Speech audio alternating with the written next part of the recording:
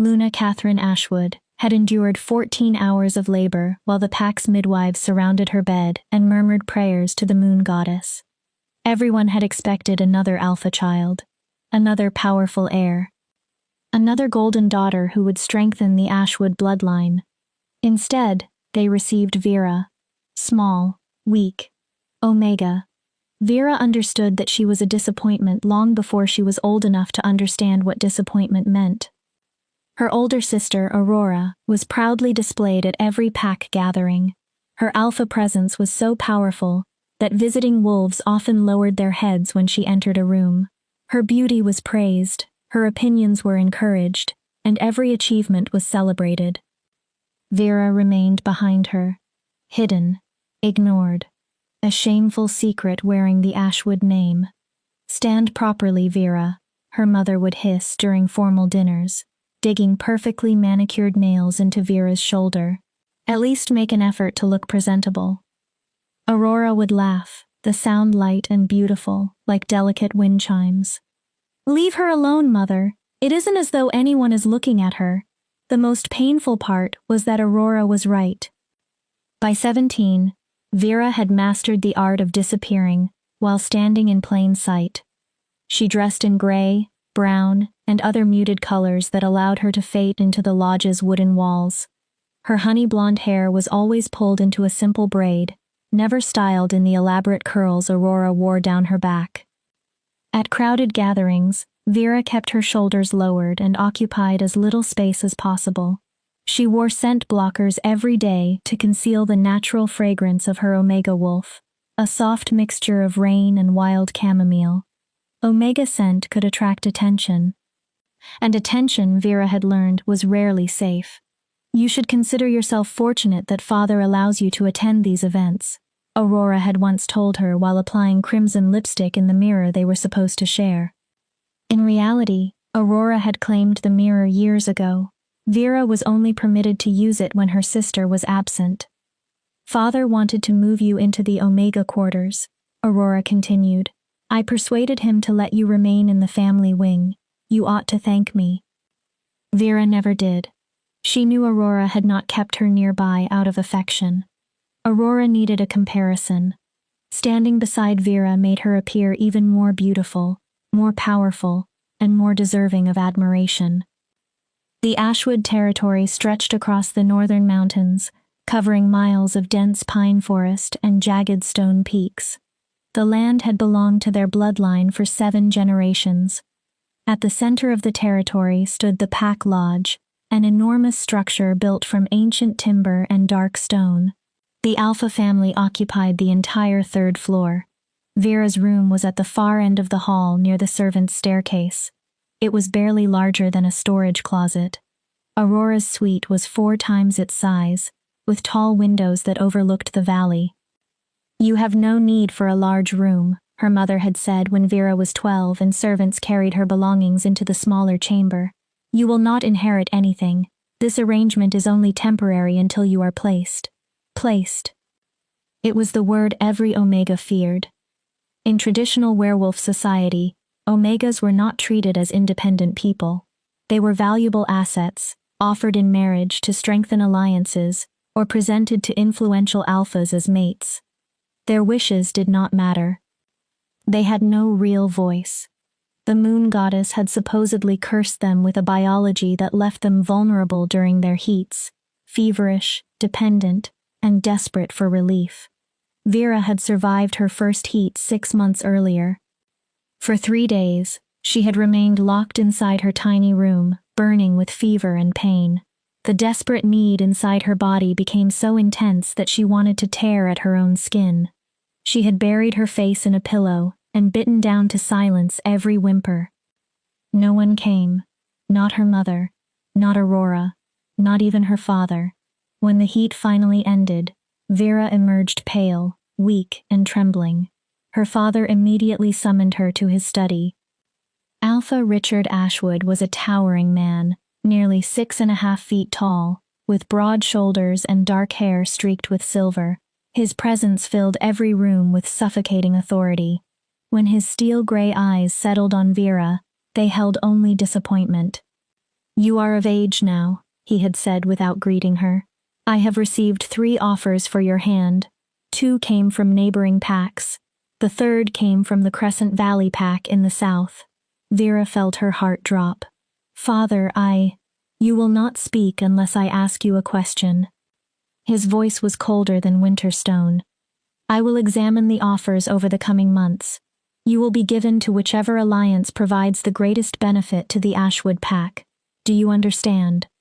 Her throat tightened, but she nodded. You are dismissed. That conversation had taken place 2 months ago. Since then, Vera had lived beneath a constant shadow of dread. Every day brought her closer to the moment when her father would choose the stranger who would control the rest of her life. Everything changed during the Harvest Moon Festival. It was the largest celebration of the year, when packs from across the northern region gathered to honor the moon goddess and reinforce political alliances. That year, the Ashwood pack hosted the festival. The lodge filled with visiting alphas, betas, dignitaries, and several omegas from distant territories. Aurora wore a breathtaking emerald gown and spent the evening surrounded by important guests. Vera was assigned to serve them. She wore a plain servant's dress and moved through the crowded great hall carrying trays of wine. More. An alpha from the Riverside pack pushed his empty glass toward her without bothering to meet her eyes. Yes, sir. Vera quietly refilled it. As she approached the kitchen doors, Aurora's laughter rose above the music. Vera glanced across the hall and immediately felt something tighten in her chest.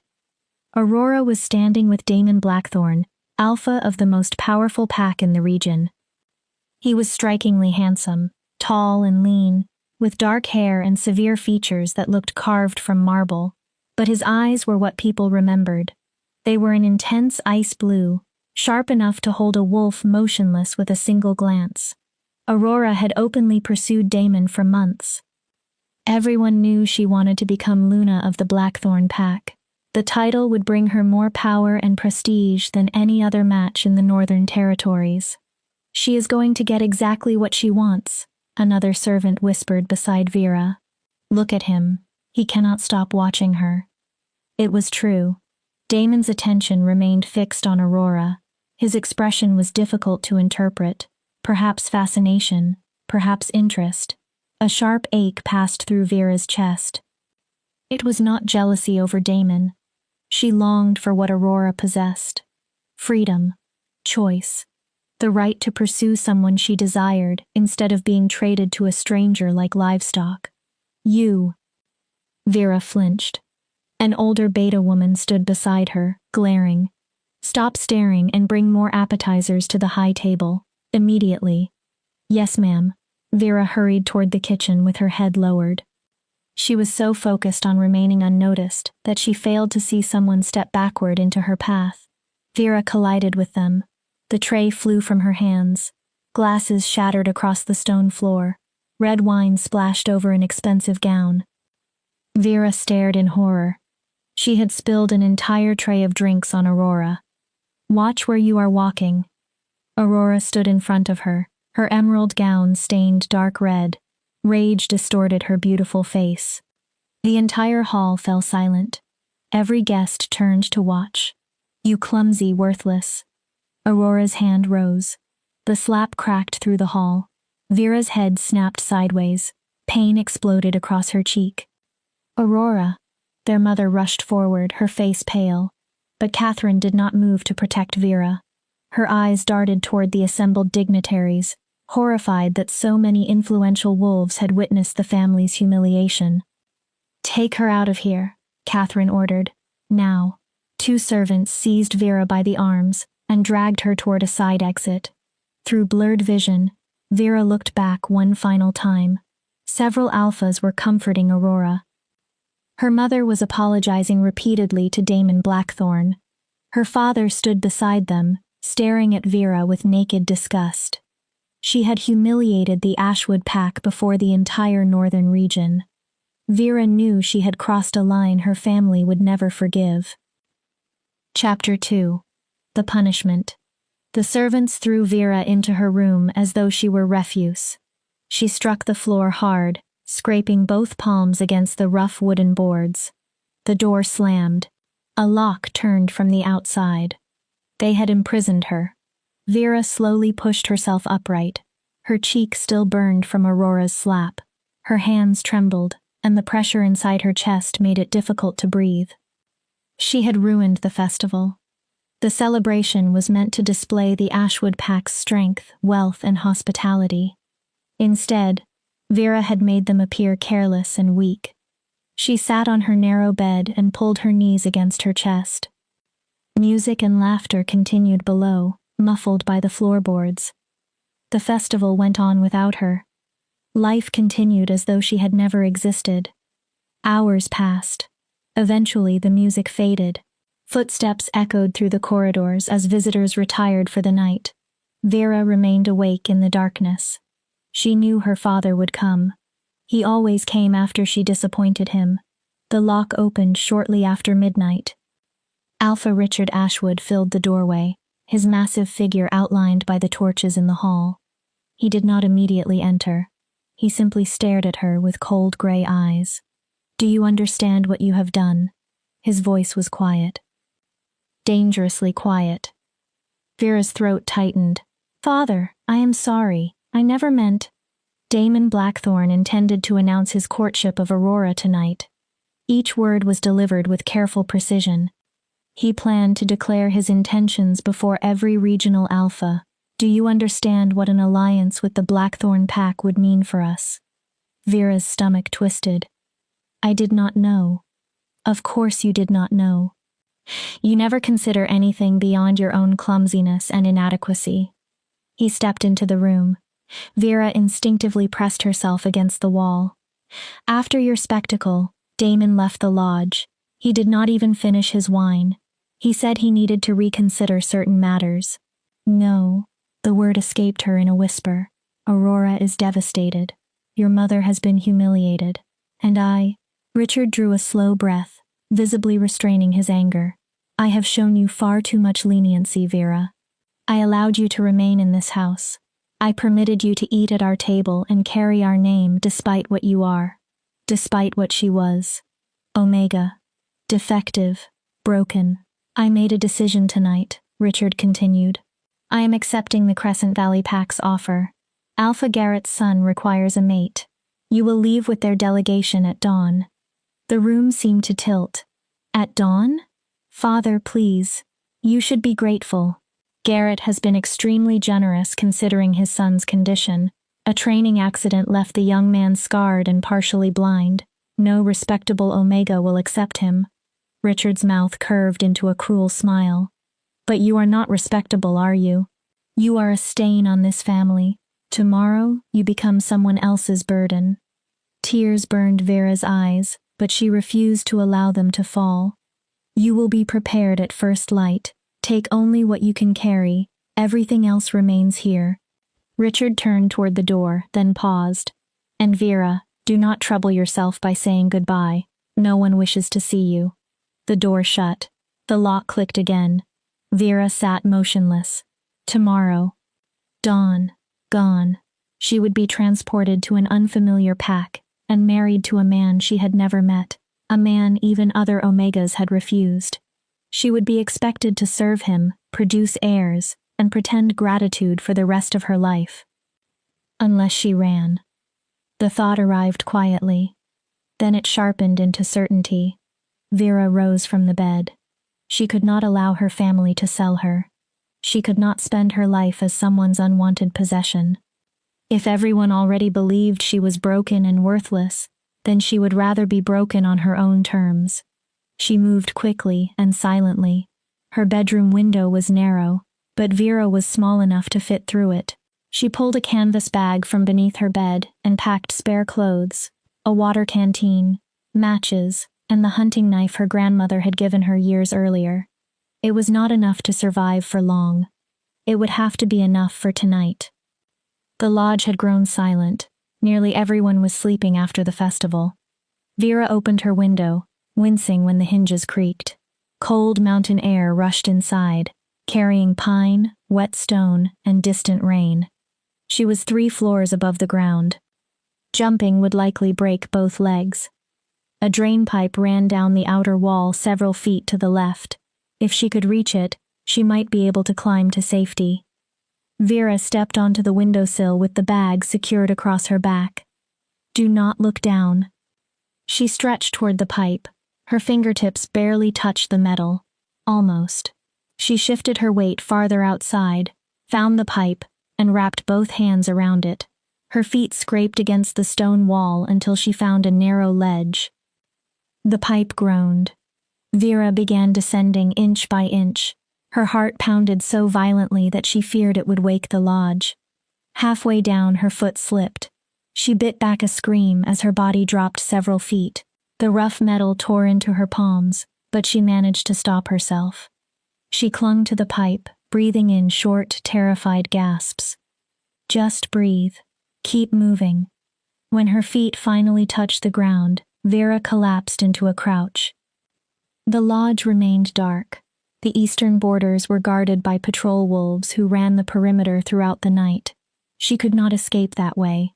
Her only option was to travel deeper into the mountains, into unclaimed territory, into lands occupied by rogues, predators, and wild wolf packs that obeyed no alpha. Everyone knew those mountains were deadly. Werewolves entered them only when they had nothing left to live for. Vera had no other path. She ran. The forest swallowed her within minutes. Trees closed around her like prison bars. She had no destination and no plan beyond getting away. Away from the lodge. Away from her father. Away from the future they had selected for her. Her Omega Wolf whimpered inside her mind, frightened by the unfamiliar darkness. Vera ignored the fear and continued running. She ran until her lungs burned. Until every muscle in her legs screamed. Until the lodge and its territory lay far behind her. When she finally collapsed, she had traveled deep into a part of the mountains she did not recognize. Vera leaned against a tree, struggling for breath. Blood coated her palms from the drainpipe. Her cheek remained swollen from Aurora's blow. She stood alone in the wilderness with almost no supplies, and she had never felt freer.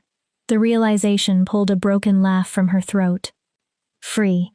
She was finally free, even if freedom killed her. Vera found a small clearing and decided to camp until sunrise. Moving blindly through the darkness could send her over a cliff or leave her with a broken ankle. She collected fallen branches and managed to start a small fire despite her shaking hands.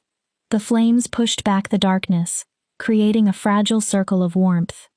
Vera sat close to the fire and pulled her jacket around herself. The forest was alive with sound. Leaves rustled, birds called in the distance, wind whispered through the pine branches. Then her wolf noticed something beneath those ordinary sounds. Footsteps. Paw steps. Vera's blood turned cold. She slowly stood and drew her grandmother's hunting knife. The fire snapped beside her, throwing restless shadows across the trees. Then, Vera saw the eyes. Dozens of glowing eyes surrounded the clearing. Wolves emerged from the darkness. They were not werewolves in shifted form, or at least they did not appear to be. They looked like pure wild wolves, but they were far larger than any natural animal Vera had ever seen. Their shoulders reached her waist, white teeth gleamed in the firelight. They had formed a perfect circle around her camp. The knife in Vera's hand suddenly felt useless. The wolves did not attack. They remained still, watching her, waiting. Then the circle opened. Something much larger moved between them. Vera stopped breathing as a black wolf stepped into the firelight. The creature was the size of a small horse. Its fur was so dark that it seemed to swallow the light. Its eyes were brilliant gold. Not animal eyes, intelligent eyes. Eyes that appeared to look directly through her. This was no ordinary wolf. This was an alpha. It tilted its head slightly, studying her. Vera knew she should run. She should shift, fight, or at least raise the knife. She could do none of those things. The black wolf moved closer. One step, then another. Soon it stood near enough for Vera to feel the heat radiating from its enormous body. She could see the slow movement of its powerful chest. One strike from its paw could kill her. The wolf lowered its head and began to smell her. Vera remained perfectly still. Every instinct demanded that she flee, but the surrounding pack had sealed every possible escape. The black wolf's nose moved from her feet toward her face, taking in the scent of rain and chamomile beneath her blockers. Then it pressed its enormous head against her chest, gently, almost affectionately. Vera's heart stopped. The surrounding wolves began to move. They approached her without aggression, gathering close until Vera stood in the center of fur, muscle, and living warmth. They were not threatening her. They were protecting her. The black wolf drew back and looked into her eyes. Vera thought she saw recognition there, understanding, as though the creature knew exactly what she was escaping. It turned and walked toward the trees. At the edge of the clearing, the wolf stopped and looked over its shoulder. It waited. The gesture carried an unmistakable invitation. Come with us. You are safe here. Vera's rational mind screamed that following wild wolves deeper into the mountains was madness. But her Omega wolf, silent and suppressed for most of her life, suddenly stirred with contentment. Pack, it whispered. This is Pack. The black wolf continued waiting. Vera had nowhere else to go and nothing left to lose. She put away the knife. Then she followed. Chapter 3. The Wild Pack. The wolves traveled through the forest like living shadows. Vera struggled to match their speed. In human form, she was awkward beside their effortless grace. Branches caught her clothing, and roots threatened to trip her with every step. The black wolf never allowed the pack to leave her behind. Every few minutes, it stopped and waited for her to catch up. Its golden eyes remained patient and strangely aware. The other wolves maintained a protective formation around her. Some moved ahead, others behind, while several guarded both sides. They treated her as though she were precious. It made no sense. Wild wolves did not protect humans. They certainly did not protect werewolves. But Vera was beginning to understand that these creatures were not ordinary wolves. They climbed higher into the mountains, following paths so narrow that they were almost invisible. The air became colder and thinner. Vera's lungs burned, but she kept going. Returning meant facing her father's fury and being taken to Crescent Valley as damaged merchandise. This journey might be madness. At least it was madness she had chosen. After what seemed like hours, the pack crossed a narrow mountain passage and entered a hidden valley. Vera stopped in astonishment. Two towering peaks concealed the valley from the outside world. A clear river flowed through its center, fed by waterfalls that descended from the cliffs. Pine trees grew thick and tall, filtering the moonlight into silver beams. Caves dotted the valley walls. At the center stood something that made Vera's mouth fall open. A massive den had been constructed within the hillside. Ancient stones framed its entrance, arranged with unmistakable intention. This was not merely wilderness. It was a home. The black wolf led her toward it. As they approached, more wolves emerged from the shadows. Dozens of them watched Vera with alert, curious eyes. Every one of them seemed wrong for a natural wolf. They were too large, too intelligent, too aware. The truth struck Vera with sudden force. You are not wolves, she whispered. You are werewolves. The black wolf turned toward her. Then its body began to change. Bones cracked and rearranged. Fur withdrew into skin. The enormous creature contracted and transformed until a man stood before her. Vera stared in stunned silence. He was well over 6 feet tall, powerfully built, with dark hair falling to his shoulders. Bronze skin stretched over hard muscle and old scars. But his eyes held her attention. The same golden eyes now watched her from a devastatingly handsome human face, framed by high cheekbones and a strong jaw. He stood completely naked and appeared entirely unconcerned by it. You are correct, he said. His voice was deep and rough, like thunder rolling across distant mountains. We are werewolves, but we are not like you. Vera struggled to make sense of what she had witnessed. Not like me? What does that mean? We belong to no recognized pack. We reject alpha politics and the traditional hierarchy. We are ferals. He spoke the word with pride. Wolves who abandoned the established system and chose to live freely. Ferals. Vera had heard stories about them as a child. Young pups were warned that feral werewolves surrendered completely to their animal instincts. They were described as violent, mindless creatures that had abandoned civilization. But the man before her was clearly in control. More than that, she thought she saw kindness in his eyes. My name is Kieran, he continued. I am the alpha of this pack. You are standing inside our territory. I am sorry. I did not mean to trespass. Vera stepped backward. I will leave. I can go. Easy, little Omega. Kieran lifted one hand in a calming gesture. I am not threatening you. I am offering sanctuary. Vera froze. What? I smelled your fear from miles away. Terror, desperation, and the scent of someone running from something she believed was worse than death. His gaze moved over her bruised cheek and wounded palms. You come from a wealthy pack. I can tell that from your scent. Yet you ran. Why? The question was gentle, but tears still rose in Vera's eyes. They planned to sell me. My father accepted a mating arrangement to strengthen an alliance. I could not be used as a bargaining piece anymore. Kieran's expression darkened. The pack system, he said with open disgust. It turns people into property. That is why we abandoned it. Vera glanced around. Several wolves remained in animal form, while others shifted into men and women of different ages.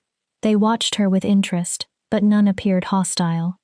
Kieran gestured toward them. Every wolf here was rejected by the traditional system. Some were called weak. Some were considered damaged. Others were too rebellious to be controlled. We were all unwanted. A sharp smile crossed his face. Then we found one another and created something better.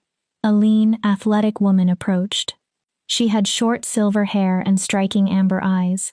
Like Kieran, she had recently shifted and wore nothing, yet carried herself with total confidence. Another stray, Kieran? Her voice was dry but not cruel. This is Sage, Kieran said. My second. Sage looked toward Vera. And you are? Vera, she answered quietly. Vera Ashwood. Sage's eyebrows rose. Ashwood? The Northern Ashwood Pack?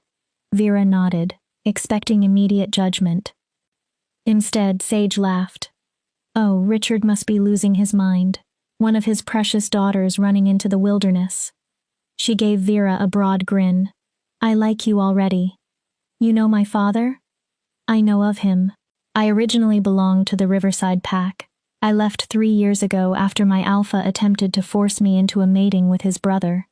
Sage spoke as casually as if discussing the weather.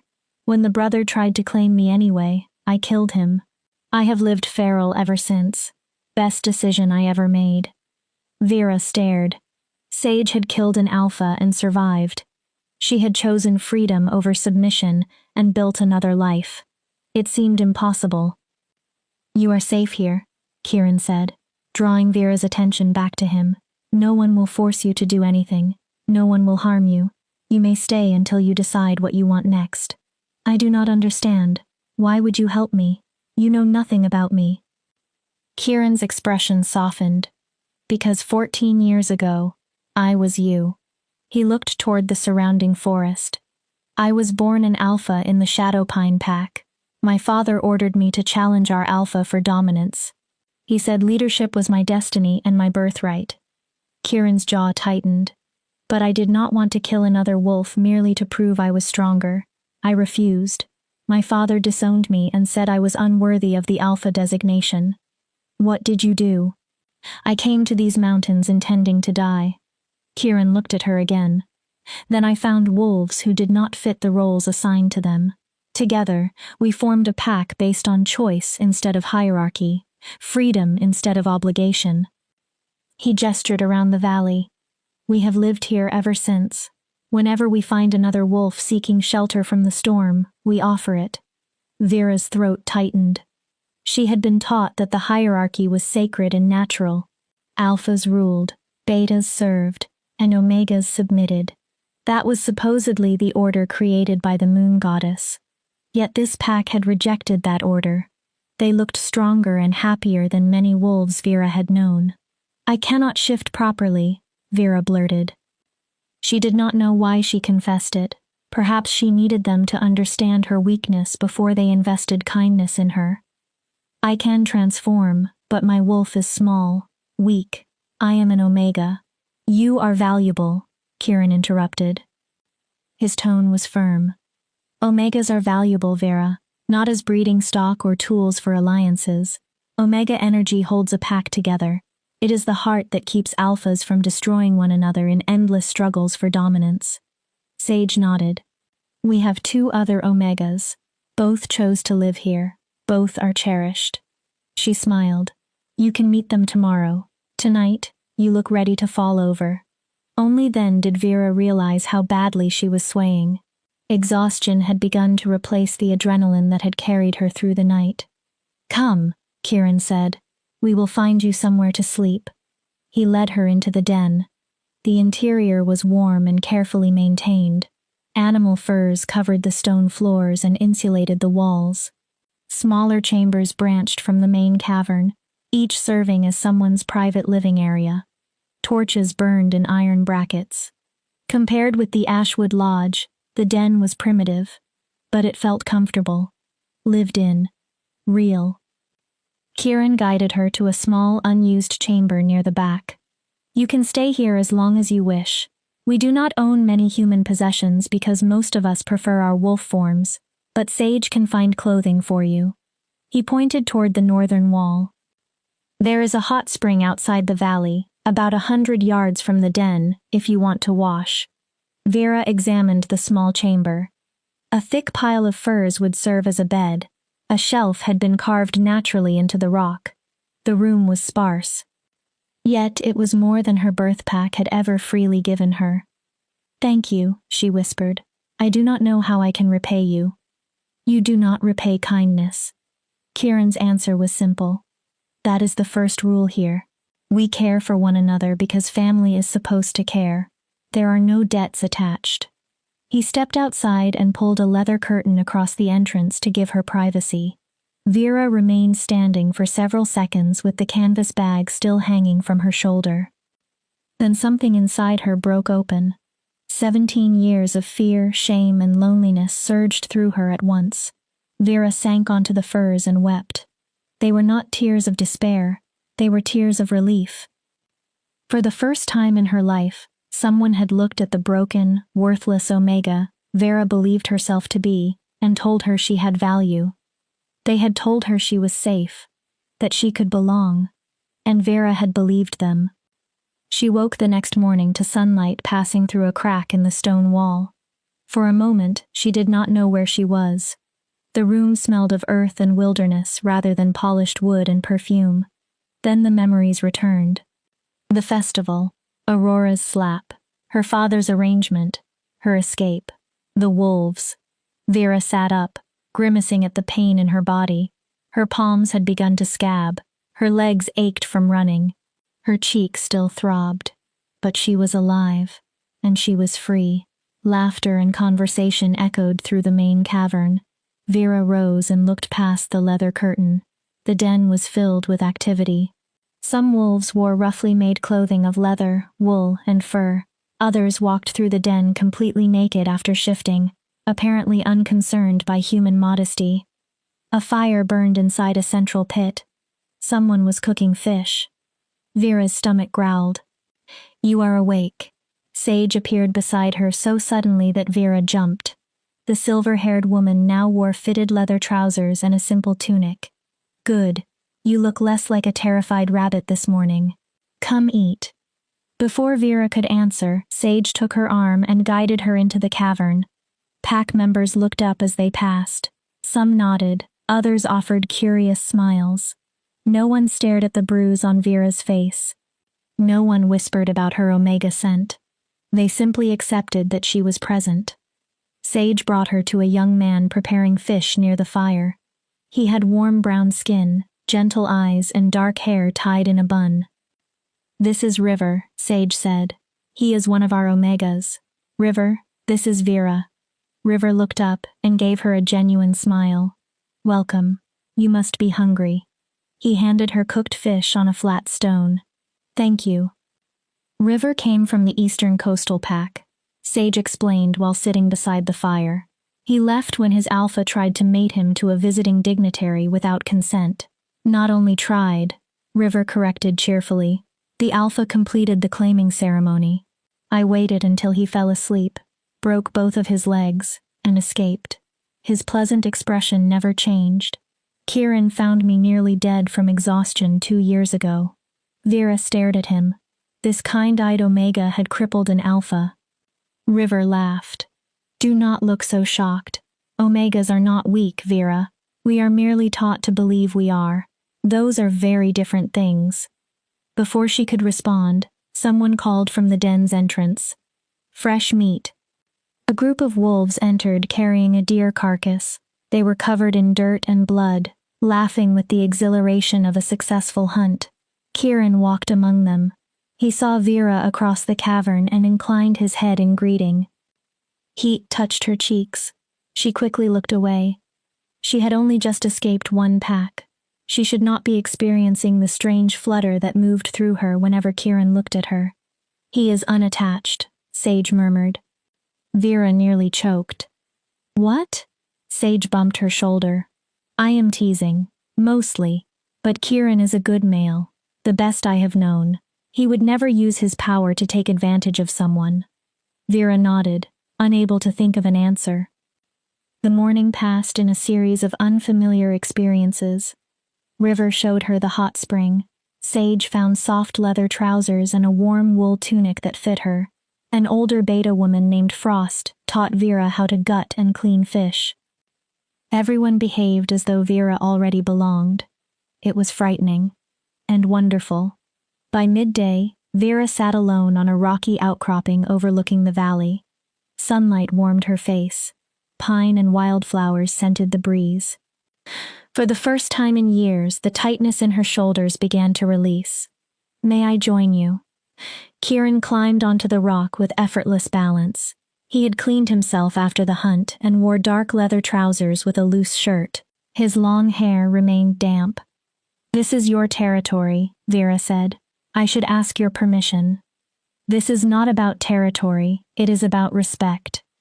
Kieran sat beside her and looked across the valley. "How are you?" Vera considered giving him an easy answer.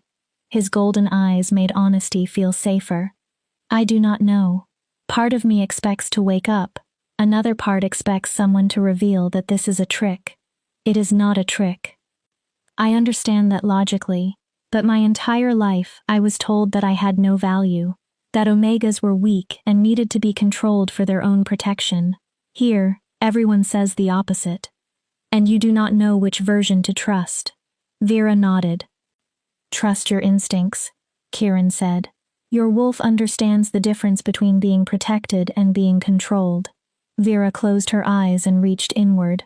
Her wolf stirred, relaxed and content, in a way Vera had never known. "Safe," the wolf whispered. "This is safe. This is right. My pack will search for me," Vera said. "My father will send trackers. Let him." Kieran's voice hardened. "This valley is protected by magic older than the established packs.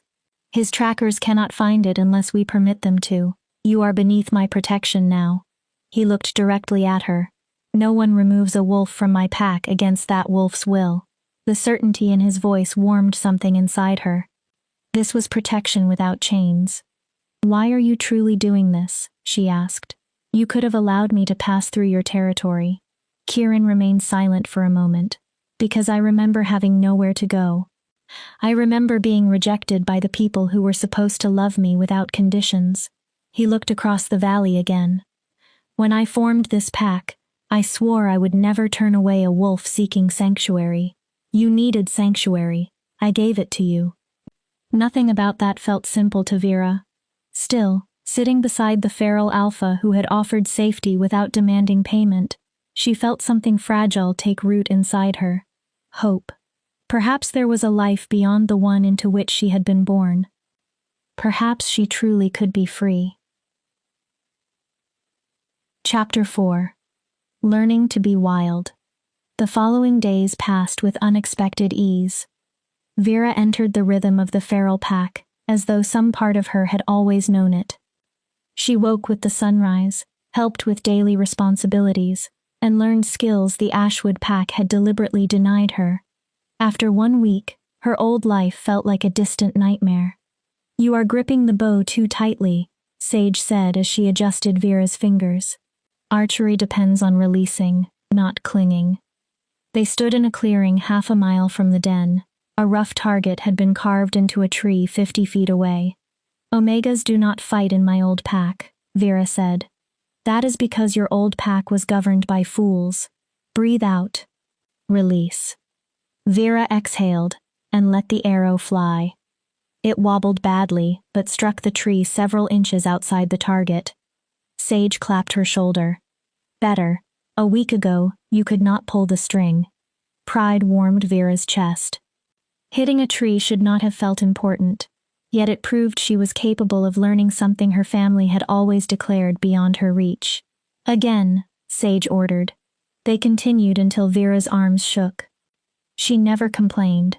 Every arrow carried away another piece of the helpless Omega she had been trained to become. When they returned to the den, River was showing several younger wolves how to identify medicinal plants. He waved Vera over. "Perfect. I need someone to test a new salve." He lifted a clay jar filled with green paste. "It reduces bruising and inflammation. The swelling on your face has nearly disappeared, but this should finish the work." Vera touched her cheek. The mark from Aurora's slap had faded to yellow at the edges, but it remained a visible reminder of her old life. River gently spread the salve over it. "There, it should be gone tomorrow." "Thank you. You did not have to do that." "Yes, I did." River met her eyes. "We care for our own. That includes you." "Our own." The words settled over Vera like a warm blanket. A young beta boy spoke nervously. "River, can Omegas really become healers? My former pack said they were only useful for breeding and appearing attractive." River smiled dryly. "That is what many packs want you to believe. Omegas have always been natural healers and caregivers. We sense the pain of others, which can make us excellent at relieving it." He turned to the group. "Every designation has natural tendencies. Alphas often become leaders and protectors. Betas tend to be stable and adaptable. Omegas are frequently empathetic and nurturing. But tendencies are not limits." River glanced at Vera. "An alpha can heal. A beta can lead. An omega can become a warrior. Never allow anyone to decide what you cannot do because of the designation you were born with." The younger wolves listened carefully. Emotion tightened Vera's throat. This was what a pack should have been. A place that taught, protected, and empowered its members. Not a system built to control them. That evening, everyone gathered around the central fire for dinner. It quickly became Vera's favorite part of each day. There was no elevated table for alphas. No visible hierarchy separated the members. Kieran ate beside newcomers as comfortably as he spoke with Sage. "Tell us a story, Frost," one of the younger wolves called. Frost smiled. "Very well. I will tell you about the moon goddess and the first wolf." Vera listened as the older woman told a version of their creation story she had never heard. In Frost's tale, the moon goddess had not created hierarchy or rigid designations. She had made wolves wild, equal, and free. Humans had later corrupted that gift through their desire for control. "Is that version true?" Vera whispered to Sage. Sage shrugged.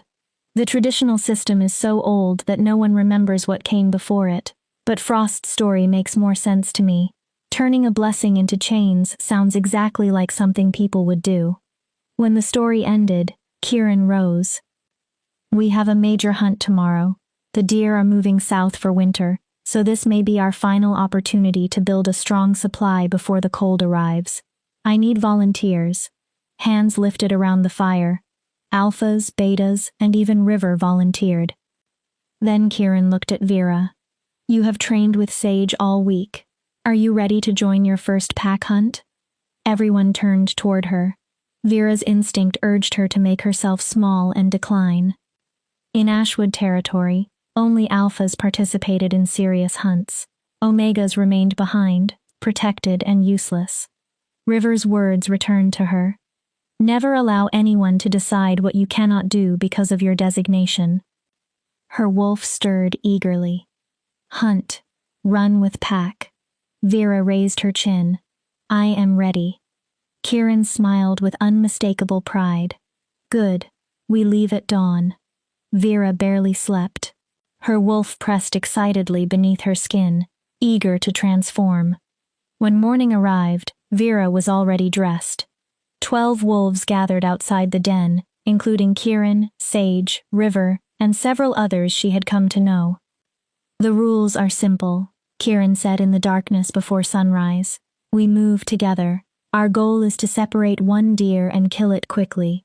We cause no unnecessary suffering. We take only what we need, and we honor the animal that feeds us. Everyone nodded. Shift. Transformation moved through the group. Bones cracked, bodies reshaped, fur spread across skin. Within moments, 12 wolves stood where people had gathered. Vera had never transformed in front of others. In the Ashwood pack, she hid whenever she shifted, ashamed of her small Omega form. No one here watched her critically. They were preparing for the hunt. Vera released her control. Pain and exhilaration swept through her. Her bones shortened, muscles changed, and fur covered her body in honey, cream, and gold. Seconds later, she stood on 4 paws. Her wolf was small compared with the others, barely reaching Kieran's shoulder. But Vera felt powerful. She could sense the earth beneath her paws, the wind carrying hundreds of scents, and the welcoming presence of the pack. Kieran's black wolf approached and gently touched his nose to hers. Acceptance. Greeting. Then he lifted his head and howled. The pack answered. Their voices rose together and filled the mountains. For the first time, Vera joined the song. Her howl was softer and higher, but it blended into the harmony. This was the connection she had lacked all her life. Run. Kieran's mental voice touched her mind. Pack bonds allowed wolves to communicate during hunts, and the feral pack's connection was remarkably strong. Stay close. Trust yourself. The pack began moving. They flowed through the forest in perfect coordination. Vera remained in the center of the formation. She was guarded without being treated as helpless. Her size became an advantage. She could move beneath branches and between narrow trees that forced larger wolves to change direction. The scent of deer struck her senses. Fresh. Near. 8 deer, Sage reported through the bond. 200 yards ahead. We take the older buck. He is injured. The pack changed course. Soon Vera saw the herd grazing in a clearing. The buck at the rear favored one hind leg. Circle, Kieran commanded. Wait for my signal. We kill with honor. The wolves spread around the herd, remaining downwind. The deer sensed danger but could not locate it. Now, the pack surged. The herd scattered, but the wolves controlled the escape routes. Sage and another hunter separated the injured buck and directed it toward Kieran. Kieran leaped. His jaws closed around the buck's throat with deadly precision. The animal died quickly. Well done, Kieran told the pack. Then he looked at Vera. Approach. Vera moved toward the fallen buck. Kieran stood respectfully beside it. Place your paw on its shoulder. Thank it for feeding us. Vera rested one paw against the deer's warm body. Thank you for your sacrifice, she thought. We will not waste what you gave us. Kieran's approval passed through the bond like sunlight. Good, you understand. The journey back was triumphant. The wolves took turns carrying the deer. Vera gripped one leg and helped River pull. You did well, River told her. I spent my first hunt hiding behind Kieran. Really? Vera could not imagine River being afraid. Really? Omegas are not naturally fearless. We pretend until courage becomes real. His mental voice carried humor. You are learning faster than I did. At the den, the pack processed the deer together. Kieran taught Vera how to divide the meat for cooking and preservation. Nothing was discarded.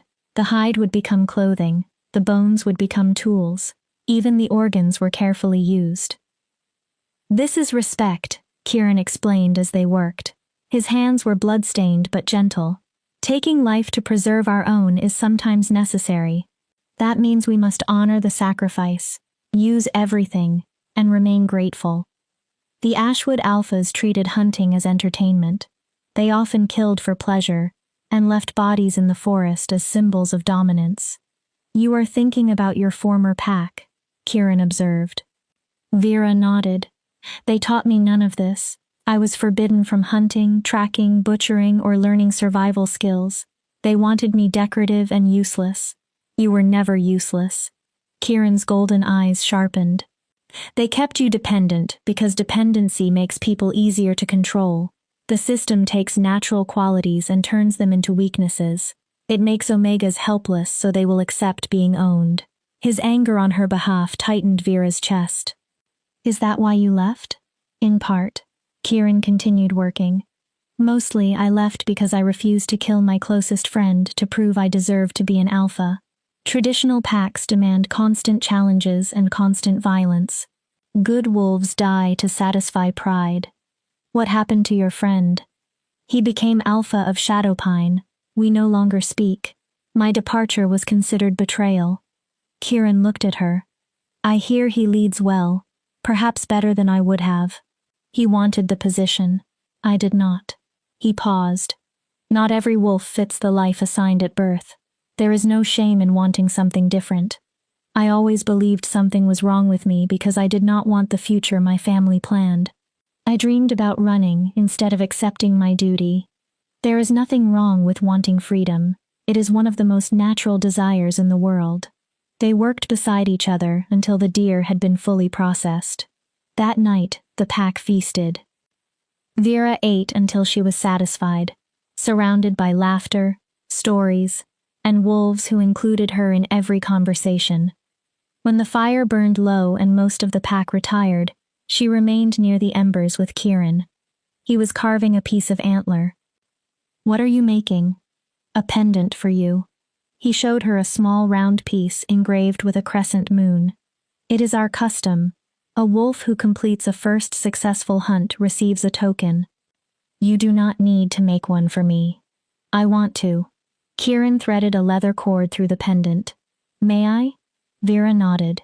He moved behind her, lifted her braid, and fastened the cord around her neck. His warm fingers brushed her skin, sending small sparks of awareness through her.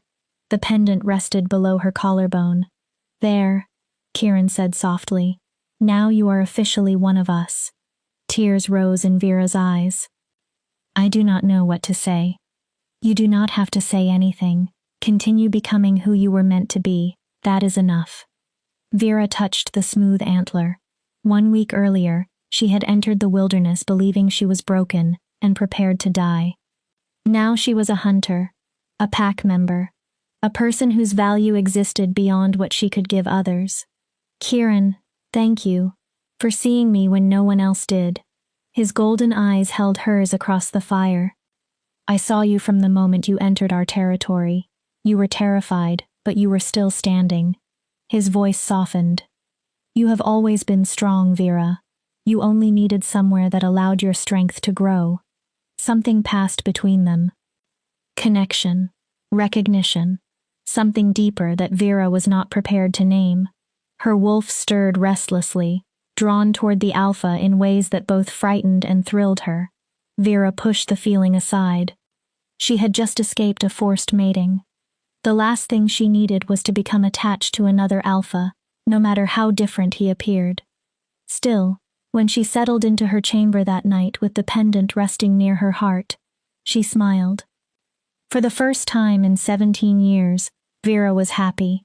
and she was beginning to understand how powerful happiness could be. Chapter 5. The Search Party. Vera woke to frightened voices and the sharp scent of fear. Something had happened. She rushed from her chamber and nearly collided with River. "What is wrong?" River's warm eyes were troubled. Scouts detected movement near the eastern border. A large search party. At least 20 wolves wearing Ashwood colors. Vera's blood chilled. "My father." "It appears so. Kieran has called an emergency meeting." They hurried into the main cavern. The entire pack had gathered. Kieran stood at the center, his presence controlling the room even before he spoke. Sage waited beside him with 3 of the pack's best scouts, Ghost, Raven, and Talon. "Report," Kieran ordered. Ghost, a lean woman with silver-streaked hair, stepped forward. 23 wolves. An alpha matching Richard Ashwood's description is leading them. They are using blood scent tracking magic. They must possess something carrying Vera's scent. Vera's stomach dropped. Her father could have taken clothing, bedding, or anything else from her room. Blood magic could use the item to follow her trail. "How close?" Kieran asked. "Approximately 2 miles, perhaps less, but they cannot identify the valley's exact location. They keep circling as if they know she is nearby but cannot determine where." Ghost glanced at Vera. "The wards are holding. They will not remain confused forever," Sage said. "If they brought a shaman capable of breaking old magic, we have a serious problem." Kieran's jaw tightened. "We need options." "We fight," Storm suggested.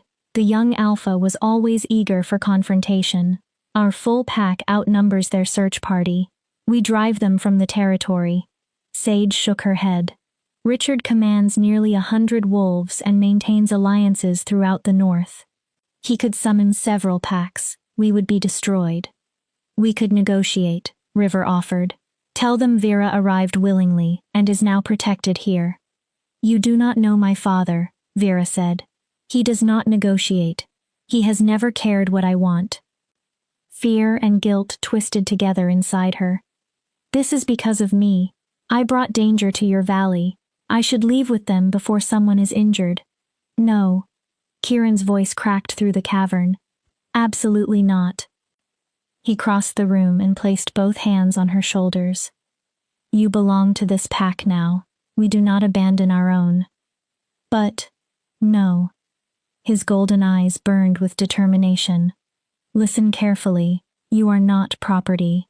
You are not an object used to settle alliances. You are a person with the right to choose." His grip remained steady. "I will not allow your father, another pack, or anyone else to take that choice from you. Do you understand?" Tears burned behind Vera's eyes. "You could lose everything because of me. Then we will lose it while defending what is right." Kieran faced the assembled wolves. "Anyone who disagrees may speak, but understand what surrendering Vera would mean. We would become identical to the system we rejected. We would become cowards who protect only the people who are convenient." Silence filled the cavern. Then Sage stepped forward. "I stand with Vera." "So do I," River said. Frost raised her voice. "And I." One by one, every member declared support. Even Storm nodded. "She is pack. We do not surrender pack." Something broke and rebuilt itself inside Vera. These wolves owed her nothing, yet they were willing to risk everything to keep her free. Her blood relatives had never offered a fraction of such loyalty. "Thank you," she whispered. "I do not deserve this." "You do," Kieran said. "Now we create a plan that does not involve surrender or open war." He turned to Ghost. "How long before they attack the wards?" "Hours or days. It depends on whether they brought someone capable of sensing the magic. We must assume Richard came prepared." Kieran began pacing. "Sage, reinforce the ward anchors. Take anyone with protective ability." Sage immediately selected several wolves. "Ghost, Raven, and Talon, maintain surveillance. Report reinforcements or attempts to damage the wards." The scouts nodded. "Everyone else prepares for a siege. Gather food, secure the den, and identify protected areas for the young and injured. Kieran's voice remained steady.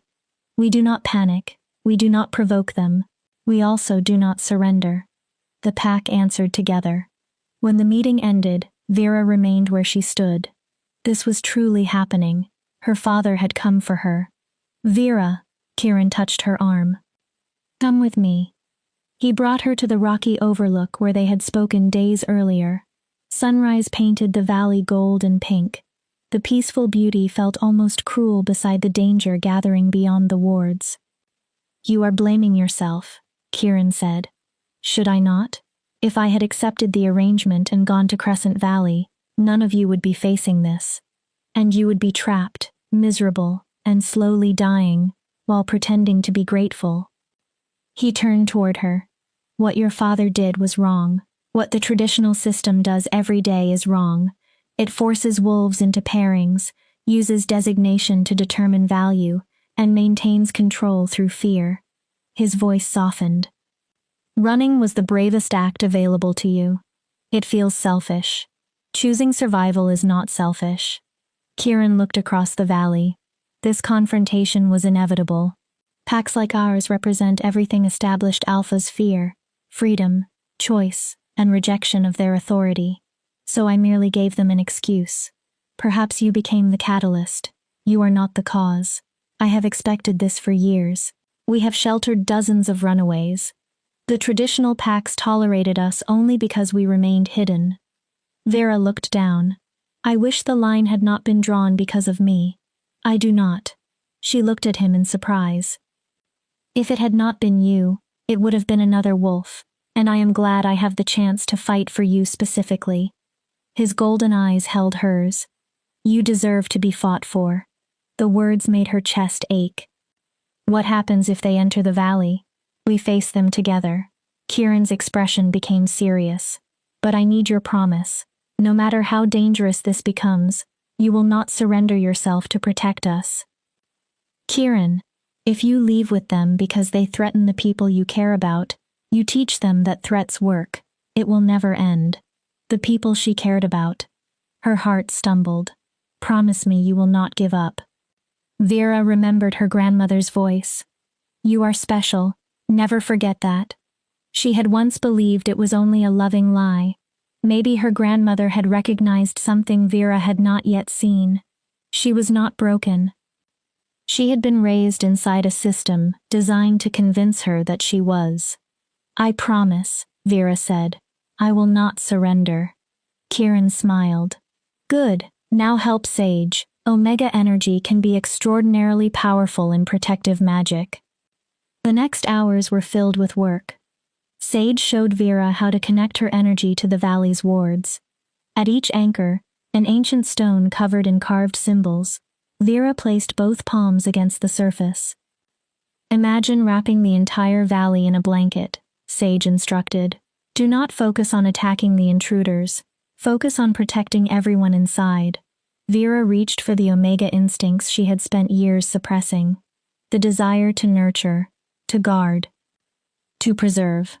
She poured that energy into the stone. Warmth spread beneath her hands. The carved symbols began glowing gold. Yes, Sage said with astonishment. You are a natural. The ward is strengthening. They moved through the valley, repeating the process at each anchor. By the time they finished, Vera was exhausted, but the entire valley felt wrapped in layers of concealment and safety. That should keep the trackers circling for days, Sage said. Fate allowed them only a few hours. Ghost appeared shortly before sunset. We have a problem. Kieran stopped organizing the supplies. What happened? Richard brought a shaman from the Mountain Ridge pack. She has started a breaking ritual. Kieran became very still. How long do the wards have? With Vera's reinforcement, perhaps 2 or 3 days. Ghost hesitated. But the shaman is using ancient blood magic. She is not only trying to destroy the wards, she is attempting to compel Vera to walk toward them. The color left Vera's face. Compel me? Blood magic can use family connections, River explained as he approached with a basket of herbs. Your father shares your blood. If the shaman is powerful enough, she can turn that bond into a command you may be unable to resist. Can we stop it? Kieran demanded. Possibly, if the blood bond is severed first. River looked apologetically toward Vera. It is difficult and painful. You would have to reject your birth pack through ritual. The separation would be permanent. Vera thought about her father, who considered her a stain. Her mother, who never protected her. Aurora, who took pleasure in humiliating her. How is it done? Think carefully, Kieran warned. This is not merely symbolic. After severance, you can never return to the Ashwood Pack. In their eyes, you will be dead. I was already an outcast. They simply allowed me to sleep beneath their roof. Vera raised her chin. I do not want to remain connected to people who treated me as property. Tell me what I must do. Kieran and River exchanged a look. River finally nodded. We complete the ritual tonight before the compulsion becomes stronger. The entire pack must witness it. Under the moonlight, the pack gathered in the main cavern. A circle of white ash had been drawn on the stone floor. River prepared a bowl of smoking herbs whose bitter scent filled the chamber. Vera stood in the center. Her heart pounded. Kieran remained beside her as support rather than alpha. River stood at the edge holding an ancient knife. The ritual is binding, he explained. Vera will formally reject the Ashwood Pack and offer blood to seal the separation. Once complete, she will stand as a lone wolf until another pack freely accepts her. How will I join another pack? Kieran's voice was quiet. I will guide you through that part. Trust me. River began chanting in the ancient language used before modern pack structures existed. The sound moved around Vera like water. Something stirred inside her blood. For the first time, she sensed the connection tying her to the Ashwood Pack. It was thin and damaged, yet still present. Repeat the words, River instructed. I, Vera Ashwood, reject the pack of my birth. I sever every bond of blood and obligation. I leave those who never valued me. By my will and beneath the moon's witness, I am free. Vera drew a breath. This was the point beyond which she could never return. I, Vera Ashwood, reject the pack of my birth. Her voice echoed through the cavern. I sever every bond of blood and obligation. I leave those who never valued me. By my will and beneath the moon's witness, I am free. The connection pulled tight, fighting her rejection. Pain tore through her chest. Vera gasped but remained standing. River offered her the knife. Blood, freely given, will seal the severance. Vera drew the blade across her palm. Blood flowed. She held her hand over the smoking herbs and allowed several drops to fall. The instant her blood touched the mixture, light exploded throughout the cavern. The bond snapped. Vera screamed. The connection to her father, mother, Aurora, and every Ashwood wolf tore away, as though part of her soul had been ripped free. It hurt beyond the limits of physical pain. Then suddenly, it ended. Vera felt light, untethered, free from the expectations and disappointments she had carried since birth. It is finished, River said gently. You no longer belong to the Ashwood Pack. Vera swayed. Kieran caught her and held her upright. Now the second part. He faced the assembled wolves and allowed Alpha authority to fill his voice. Vera has severed every bond to her birth pack. She stands before us without a pack and seeks sanctuary. He looked down at her. As Alpha, I offer her a choice. She may join us as a full member with equal rights, protection, and responsibility. His golden eyes softened. Vera, will you join because you choose us? Not because you have nowhere else to go. Despite her exhaustion and pain, Vera smiled. This was the choice she had unknowingly been seeking since the night she escaped. Yes, I choose this pack. I choose all of you. Kieran bit his palm and pressed the bleeding wound against hers. Their blood mingled. A new bond formed. Unlike the Ashwood connection, it was warm and welcoming. A bond created by choice. By blood and will, beneath the moon and before these witnesses, I name you Pack, Kieran declared. Vera, without a surname, member of the feral pack. His voice carried through the cavern. "Welcome home." The pack answered with triumphant howls. Their voices traveled through the den and into the night. The meaning was unmistakable. She belongs to us now. We protect our own. Tears streamed down Vera's face. For once they came from joy. Kieran pulled her into his arms as the new pack bond settled around her heart. Whatever her father attempted next, Vera would face it with her chosen family. She would never return. Chapter 6. The Confrontation. The severance ritual succeeded. It also revealed their location. Vera woke the following morning to furious shouting outside the den. Her head throbbed from the ritual. The cut on her hand still ached despite River's salve. She hurried toward the valley entrance. The entire pack had gathered there. Kieran stood at the front with his arms crossed, his face hard and unreadable. Beyond the invisible boundary of the wards stood Alpha Richard Ashwood. Rage radiated from him. His steel-gray eyes burned, and his enormous body trembled with restrained violence. 23 Ashwood wolves waited behind him in fighting formation. Beside Richard stood a withered old woman. Her eyes were clouded white, and ritual scars covered her twisted hands. The shaman. "I know you are inside, Vera." Richard's voice carried across the valley, unnaturally amplified. "I can smell your cowardice. Come out and answer for what you have done." Vera's knees weakened. The blood bond had been severed, but years of conditioning remained. His alpha command made her want to obey, apologize, and lower herself before him. Kieran found her hand. The new pack bond pulsed with calm reassurance. "You owe him nothing. You are safe. I am here. Do not answer," Kieran murmured. "He wants a reaction." "How did they come this close?" Sage demanded. "The wards should have kept them miles away." The old shaman smiled, revealing blackened teeth. "Blood calls to blood, alpha of strays." The girl's severance ritual shone through the mountains like a beacon. "We followed the signature of the magic." Her voice was rough with age. "She may run from her pack, but she cannot escape what she is." "Her name is Vera," Kieran called. His alpha authority made several Ashwood wolves flinch. "She chose to sever your bond legally and ritually. She belongs to my pack now. You hold no claim over her." Richard laughed harshly. "You speak of law while sheltering fugitives and rejects? You are a collection of failures pretending to be a pack." "You are trespassing on neutral land," Sage shouted. "You possess no authority here." "This land lies within 50 miles of the Ashwood Lodge," Richard answered. "My family claimed it by conquest and inheritance. These mountains belong to me." His gaze fixed on Vera. "And you are preventing my daughter from fulfilling her obligations." "I am not your daughter anymore."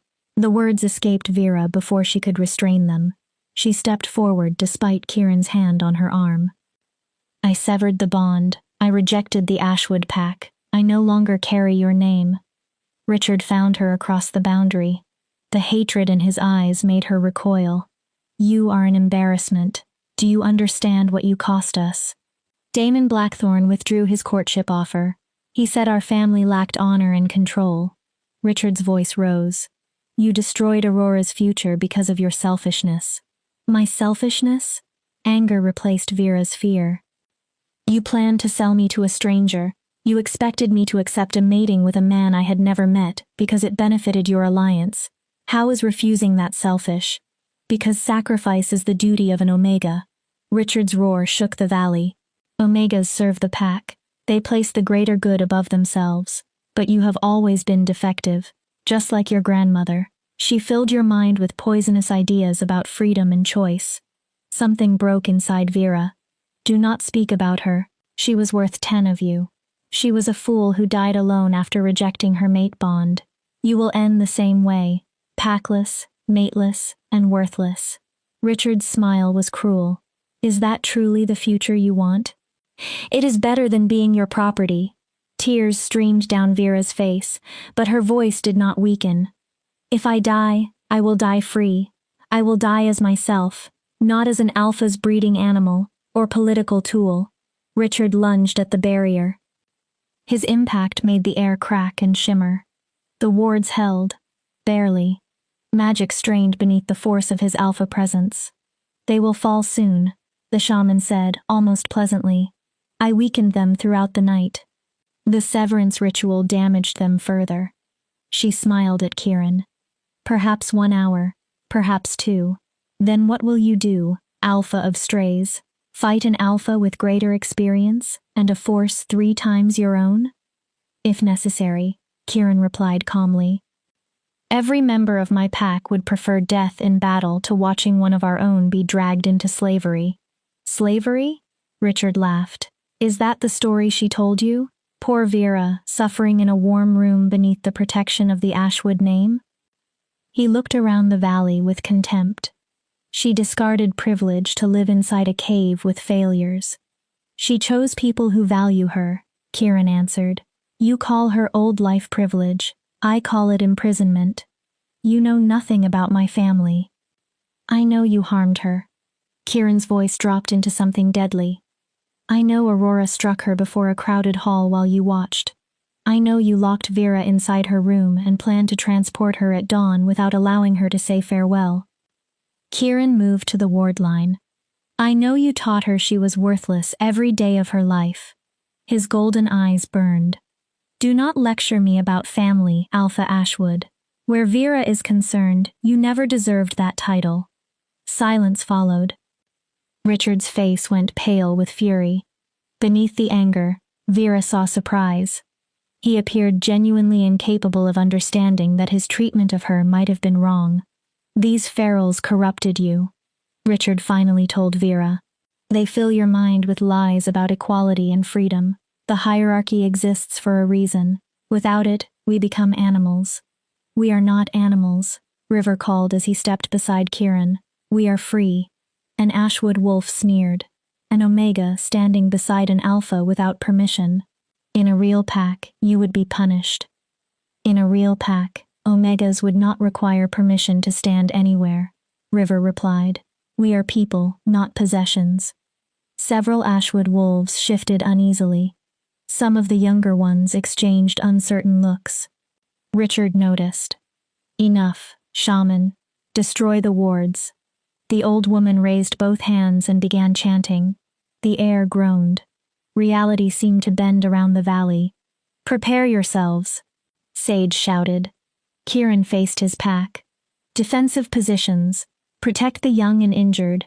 No one attacks unless they cross the boundary. The pack transformed and moved into position. Warriors gathered at the front. Vulnerable members retreated toward the den. Vera attempted to remain with the fighters. Kieran, I need to help. This began because of me. You have trained for 1 week. You are not ready for a full battle. He looked toward River. Go with him. Protect the den.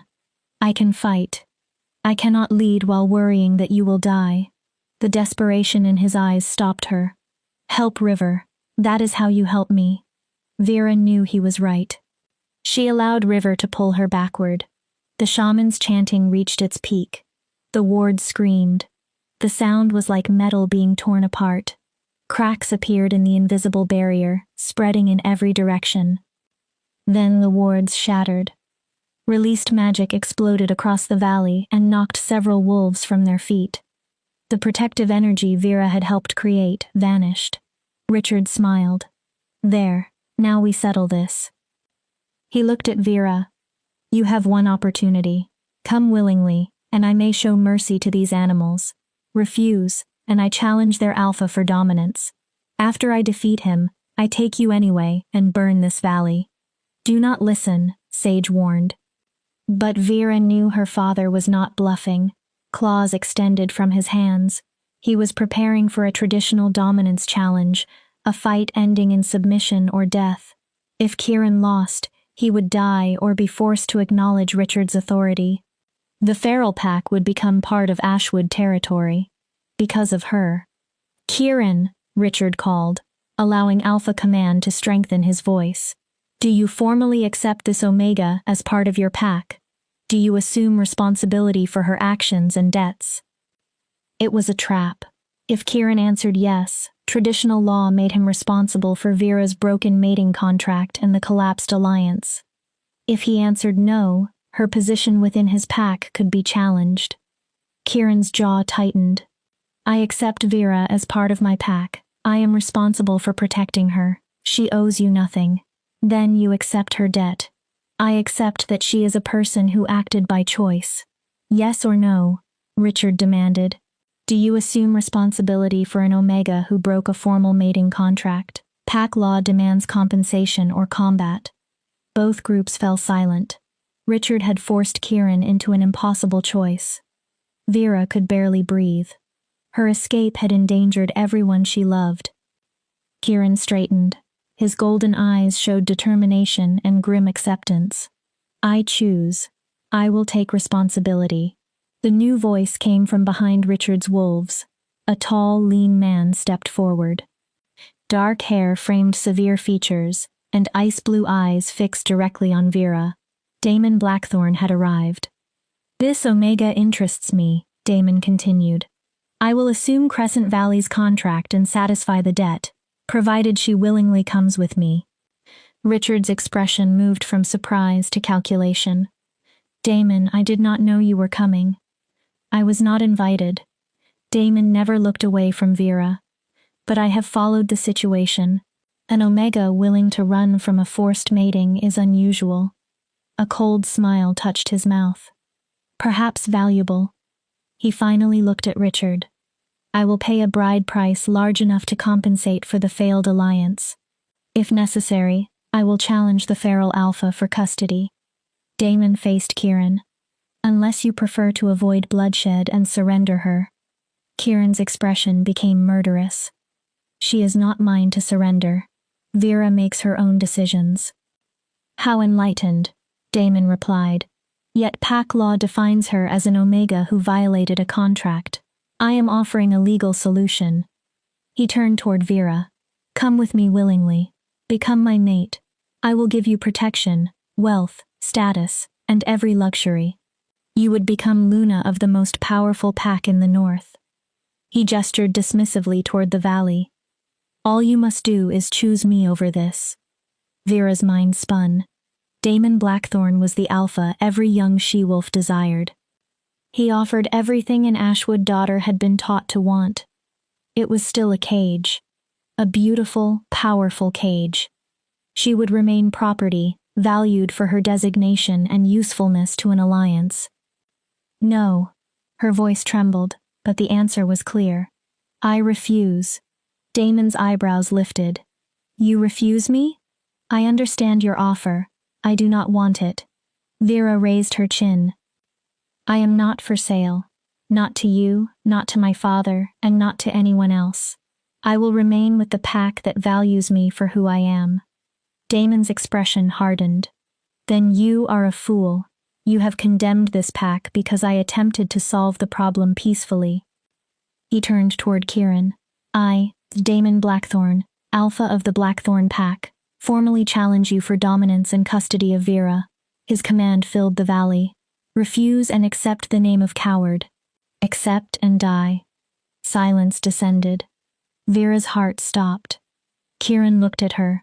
His eyes held apology, determination, and something deeper that made her chest ache. I accept, he said quietly. For Vera's freedom and her right to choose, I accept. Chapter 7. The Challenge. Ash and salt formed the challenge circle. Ancient symbols marked the boundary of neutral ground where alphas fought for dominance. Once inside, neither pack could interfere. There would be no allies and no outside assistance.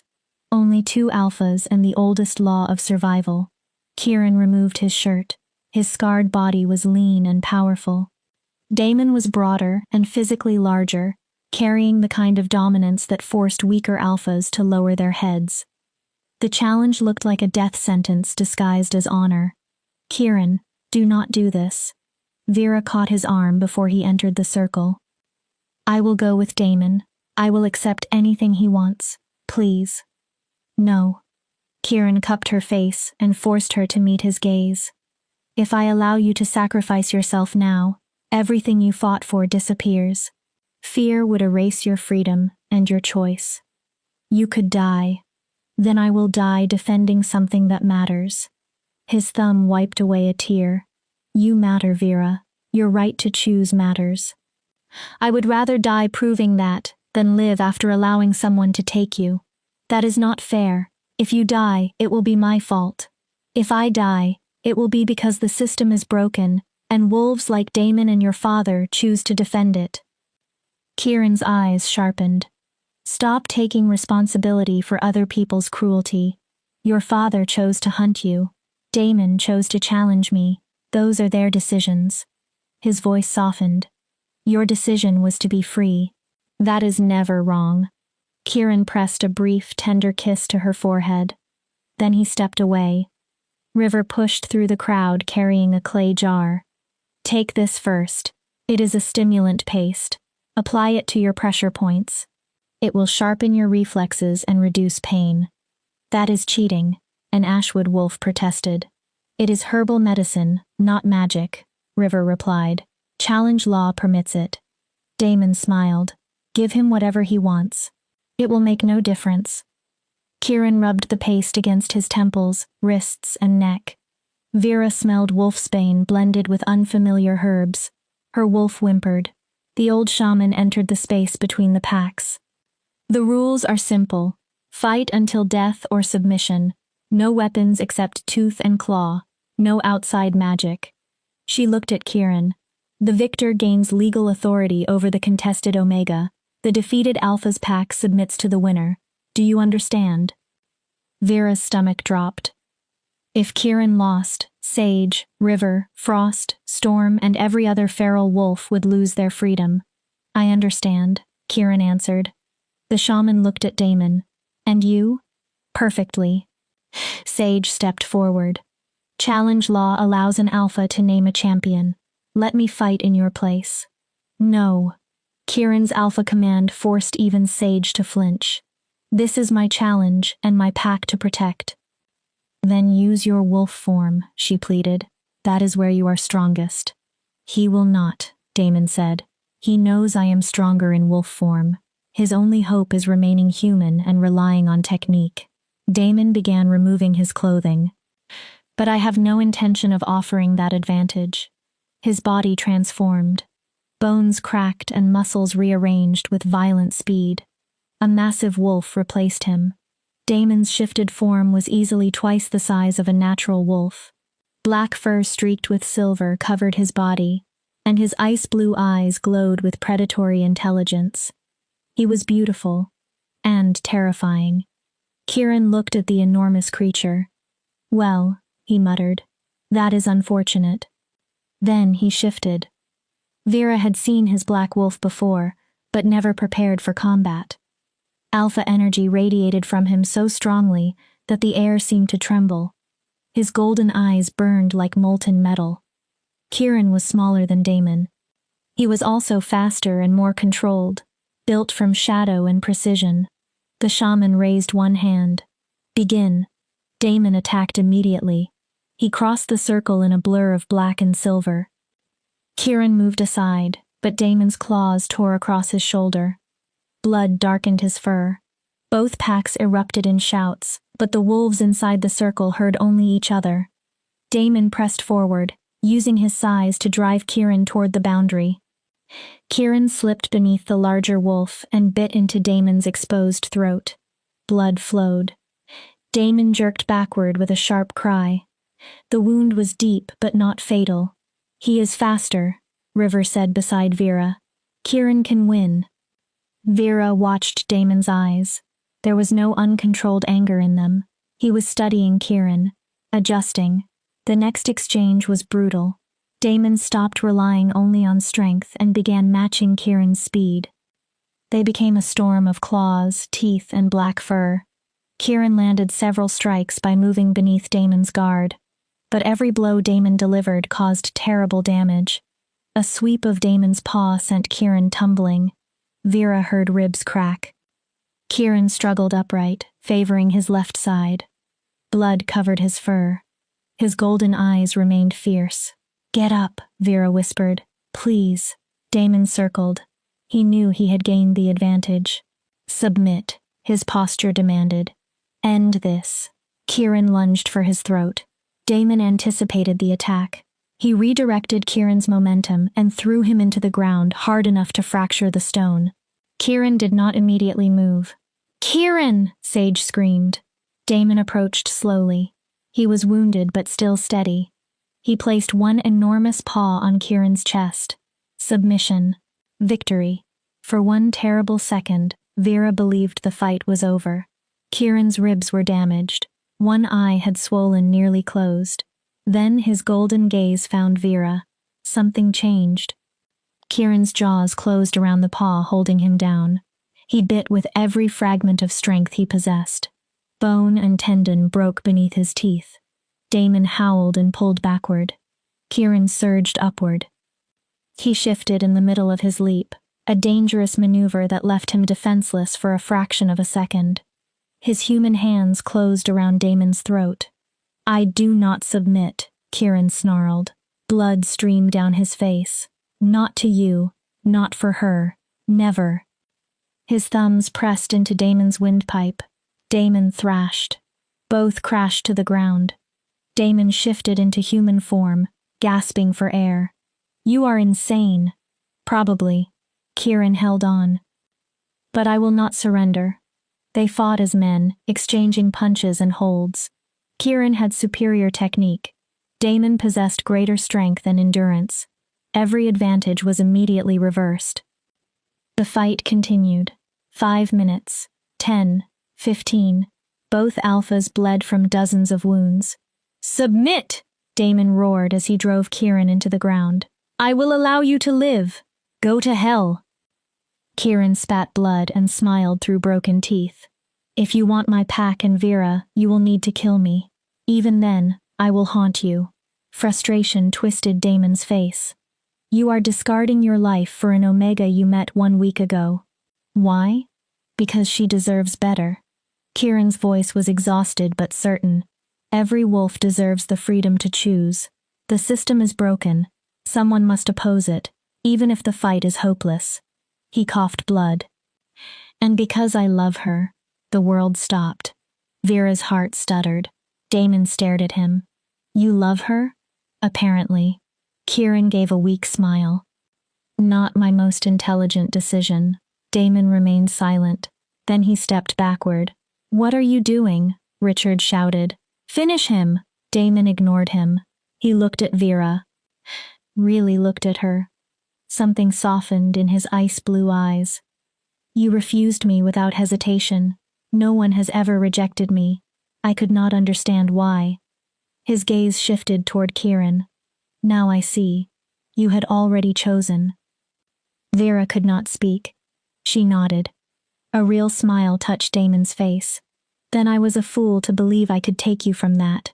He raised his voice. I submit. The challenge is finished. Kieran wins. Chaos erupted. You cannot submit, Richard roared. You were winning. I am an alpha. I may do whatever I choose. Damon shifted back to human form and walked from the circle, bleeding but dignified. The challenge concerned Vera's custody. I no longer want it. He glanced at Kieran. She belongs beside someone who loves her, not someone who views her as a valuable acquisition. Damon stopped near Vera. For what it is worth, I regret what happened during the festival. Your father asked me to court Aurora, but I could never complete the arrangement. His mouth curved slightly. She is beautiful but empty. You are something else entirely. Damon's expression became almost respectful. You are the kind of wolf who begins revolutions. Do not lose that. He walked away and disappeared into the forest. Richard stared after him. This is unacceptable. The challenge was not completed. He submitted, the shaman said. The victor is decided. Kieran retains his legal protection over Vera. The debt is satisfied. She faced Richard. Your claim is void. I am her father. You were her father. She severed your bond and rejected the pack. The challenge ended in her favor. The shaman smiled. Go home, Richard Ashwood. You have lost. For a moment, Vera thought her father would attack regardless of the law. His body shook with rage. Then a younger Beta spoke from behind him. Alpha, we should leave. This is not worth beginning a war. Not worth it? Richard turned on him. She is my blood. She is a person who chose to leave, a she-wolf said quietly. We all heard how you spoke to her. We saw why she ran. Several Ashwood wolves lowered their eyes. Richard's expression moved through anger, betrayal, and something close to shame. Then it hardened. Fine, keep her. He locked eyes with Vera. Keep the defective Omega who brought disgrace to my pack. But understand this, Vera. You are dead to me, and dead to every Ashwood wolf. His voice turned cold. If you enter our territory again, you will be treated as a rogue and killed. You made your choice. Live with it. Richard turned and stalked away. His wolves followed. Some looked back at Vera with pity. Others with curiosity. A few appeared envious. When they disappeared into the trees, silence settled over the valley. Her father was gone. Damon had submitted. Kieran had won. Kieran. Vera turned.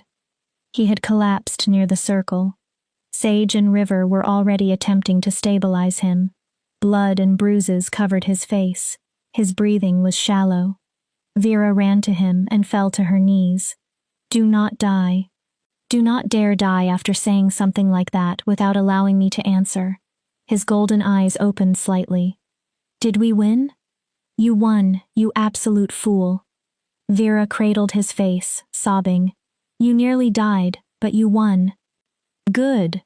His bloodied smile was genuine. Worth it. You said you loved me. I know.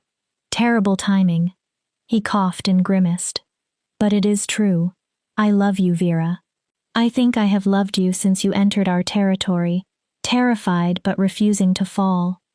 You called me brave. You are the bravest wolf I have ever known. I was desperate. Sometimes there is little difference. Kieran found her hand. Did you mean what you said about choosing this pack? Every word. Vera pressed her forehead against his. I choose this family. I choose freedom. And I choose you. Even when I am bleeding and probably have several broken ribs? Especially then, someone must take care of you. River is the healer. River can manage your injuries. I will manage everything else. Vera kissed him carefully. The kiss tasted of blood, salt, and survival. Now be quiet and let them save you. Kieran closed his eyes with a faint smile. Yes, ma'am. Chapter 8. Healing and Truth.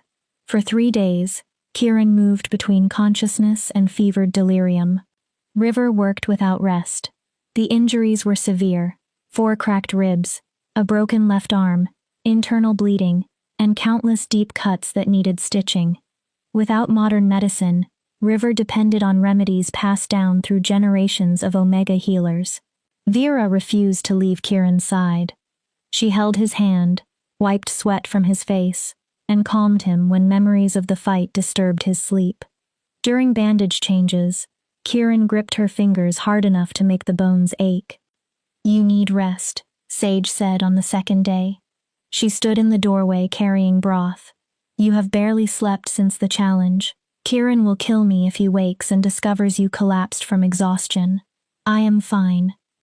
You are surviving on fear and guilt. Sage placed the bowl beside her and crouched. What happened was not your fault. He nearly died because of me.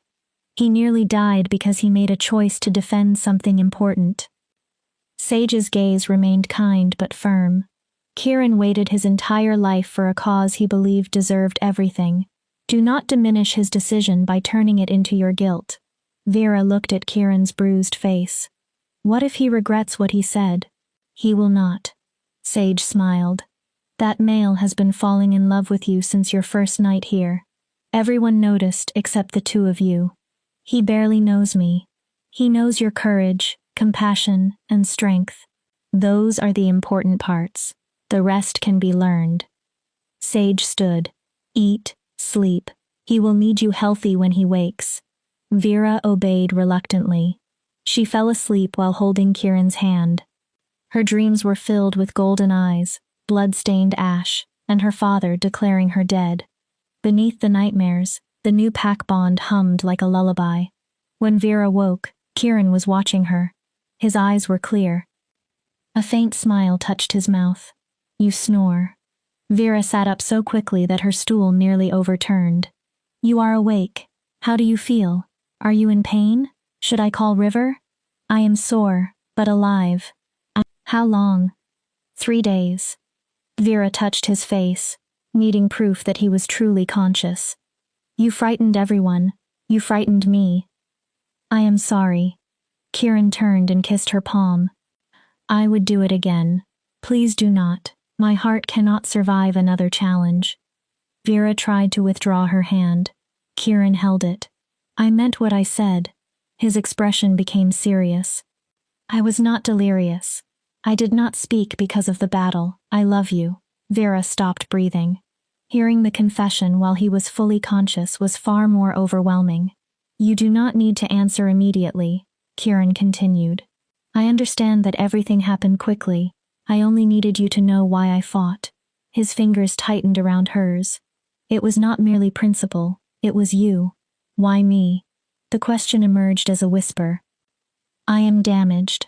I carry more pain than anyone should be expected to accept. You are not damaged, you are healing. Kieran struggled upright. Vera adjusted the furs behind him. Every member of this pack carries scars. We do not run from them, we help one another carry them. He looked into her eyes. I began falling for you when you stood in this valley surrounded by wolves and refused to surrender to your fear. I could smell your terror, but you still demanded to know why we were helping. His thumb traced small circles over her hand. Then you stayed. You learned to hunt and defend yourself. You challenged every belief your family forced upon you. Kieran smiled. You chose to become someone new. How could I not love that? Tears moved down Vera's cheeks. I do not know how to do this. No one has ever loved me. I know. His voice remained gentle. I am not asking for anything you are not ready to give. If you need time, take it. If you only want friendship, I will accept it. If you want to discover what this could become, I will remain here. He held her gaze. No pressure, no obligation, only honesty. Vera thought about the previous weeks. Kieran had never demanded anything. He had never made her feel small. He had risked his life and the freedom of his pack to defend her right to choose. I am afraid, she admitted. I am afraid to trust someone with my heart after everyone I trusted used it against me. That fear is reasonable. I cannot promise I will never hurt you. People sometimes hurt those they love. His expression sharpened with sincerity. But I promise I will never do it deliberately. I will never use your love as a weapon, or make you feel less than you are. Vera looked at the alpha who had rejected the system that created him. The man who built a family from society's discarded wolves. The man who had nearly died for her freedom. She realized she was falling in love with him too. Perhaps she had been falling since the moment his golden eyes found her in the forest. I think I love you, Vera whispered. I am not entirely certain because I do not know what love should feel like. She drew an unsteady breath. But I feel safe when I look at you. During the fight, it felt as though my heart was being torn apart. Now that you are awake, I can breathe again. She gave him a trembling smile. If that is love, then I love you. Kieran's battered face brightened.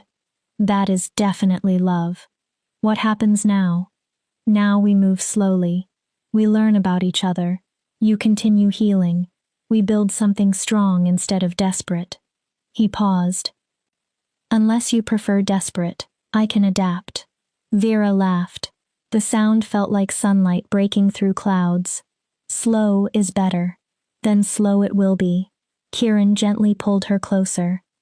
Vera climbed onto the bed carefully, avoiding his injuries. He wrapped his unbroken arm around her. She rested against his shoulder. This is nice. This is perfect, Kieran corrected. River eventually entered. He looked at them curled together and smiled knowingly. I suppose physical closeness may be therapeutic, but Kieran requires actual food, not Vera's affection. He lifted a bowl. Bone broth and venison, can you eat? I will try if Vera feeds me. My arm is broken. Your right arm is broken. You are left-handed.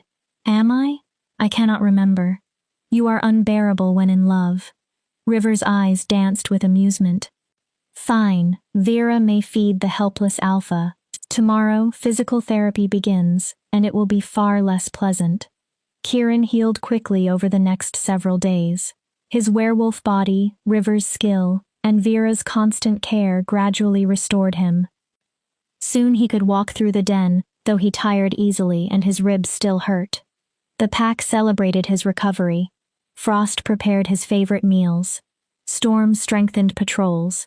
Ghost reported that the Ashwood search party had returned to its territory. 5 days after the challenge, Sage addressed the pack. The danger has passed. The Ashwood wolves show no sign of returning.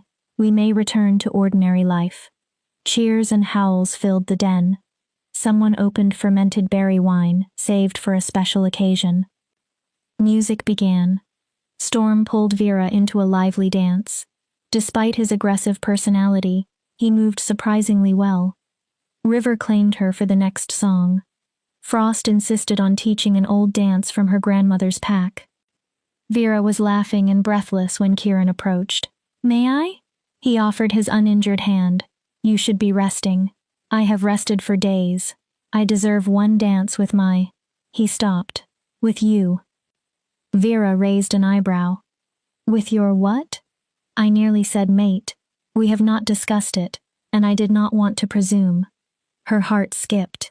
You want me as your mate? Eventually, only if you want the same. There is no pressure. We can wait as long as... Vera kissed him. This kiss was deeper and more certain than the first. When she drew back, Kieran looked stunned. Yes, she said. Eventually, when we are both ready. I want that. His smile shone. Kieran pulled her closer and swayed with the music. You constantly surprise me. Good. I would hate to become predictable. They danced until River ordered Kieran back to bed, before he reopened his wounds.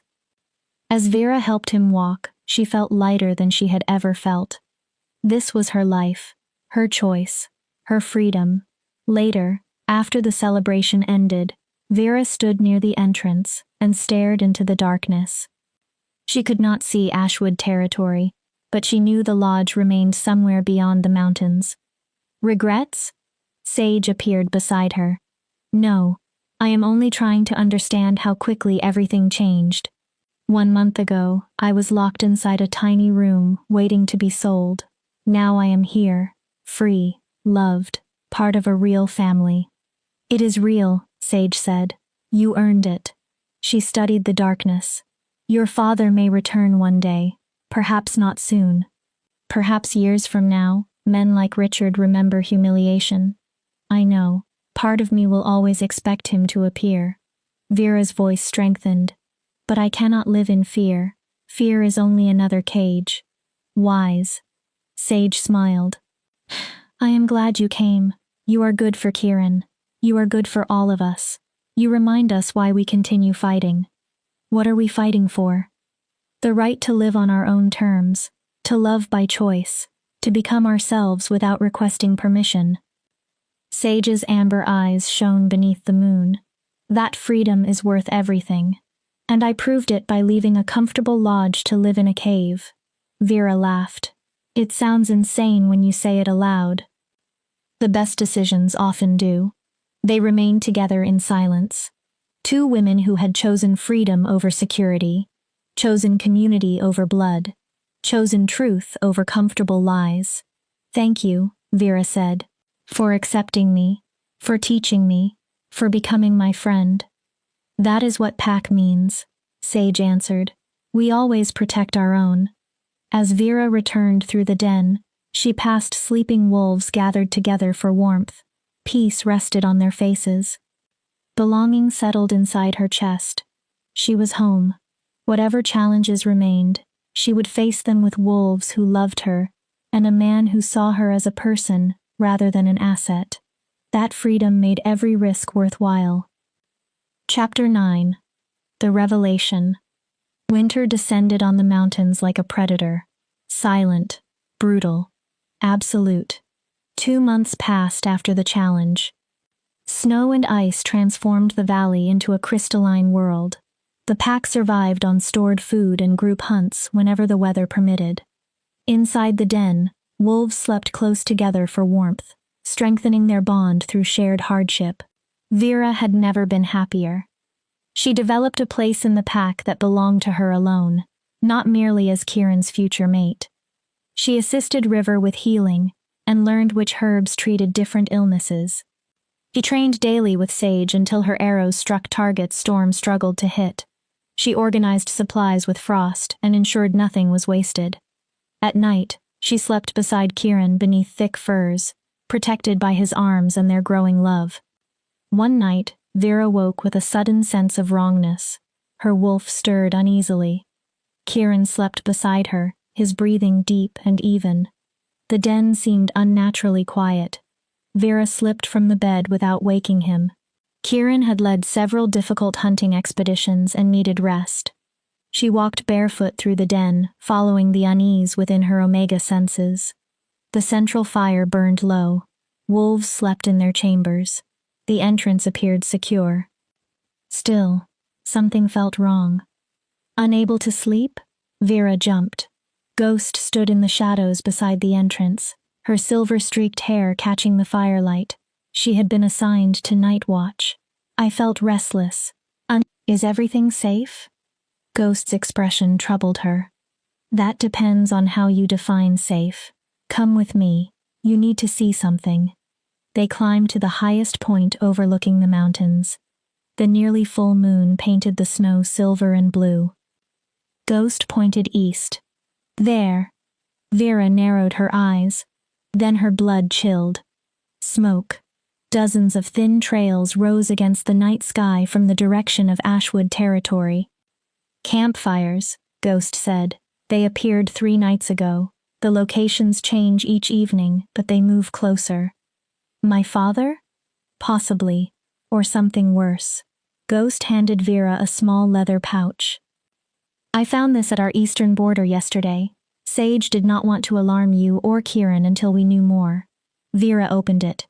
Inside lay a lock of honey-blonde hair, a strip of fabric from her Harvest Moon dress, and a piece of parchment written in dark red ink.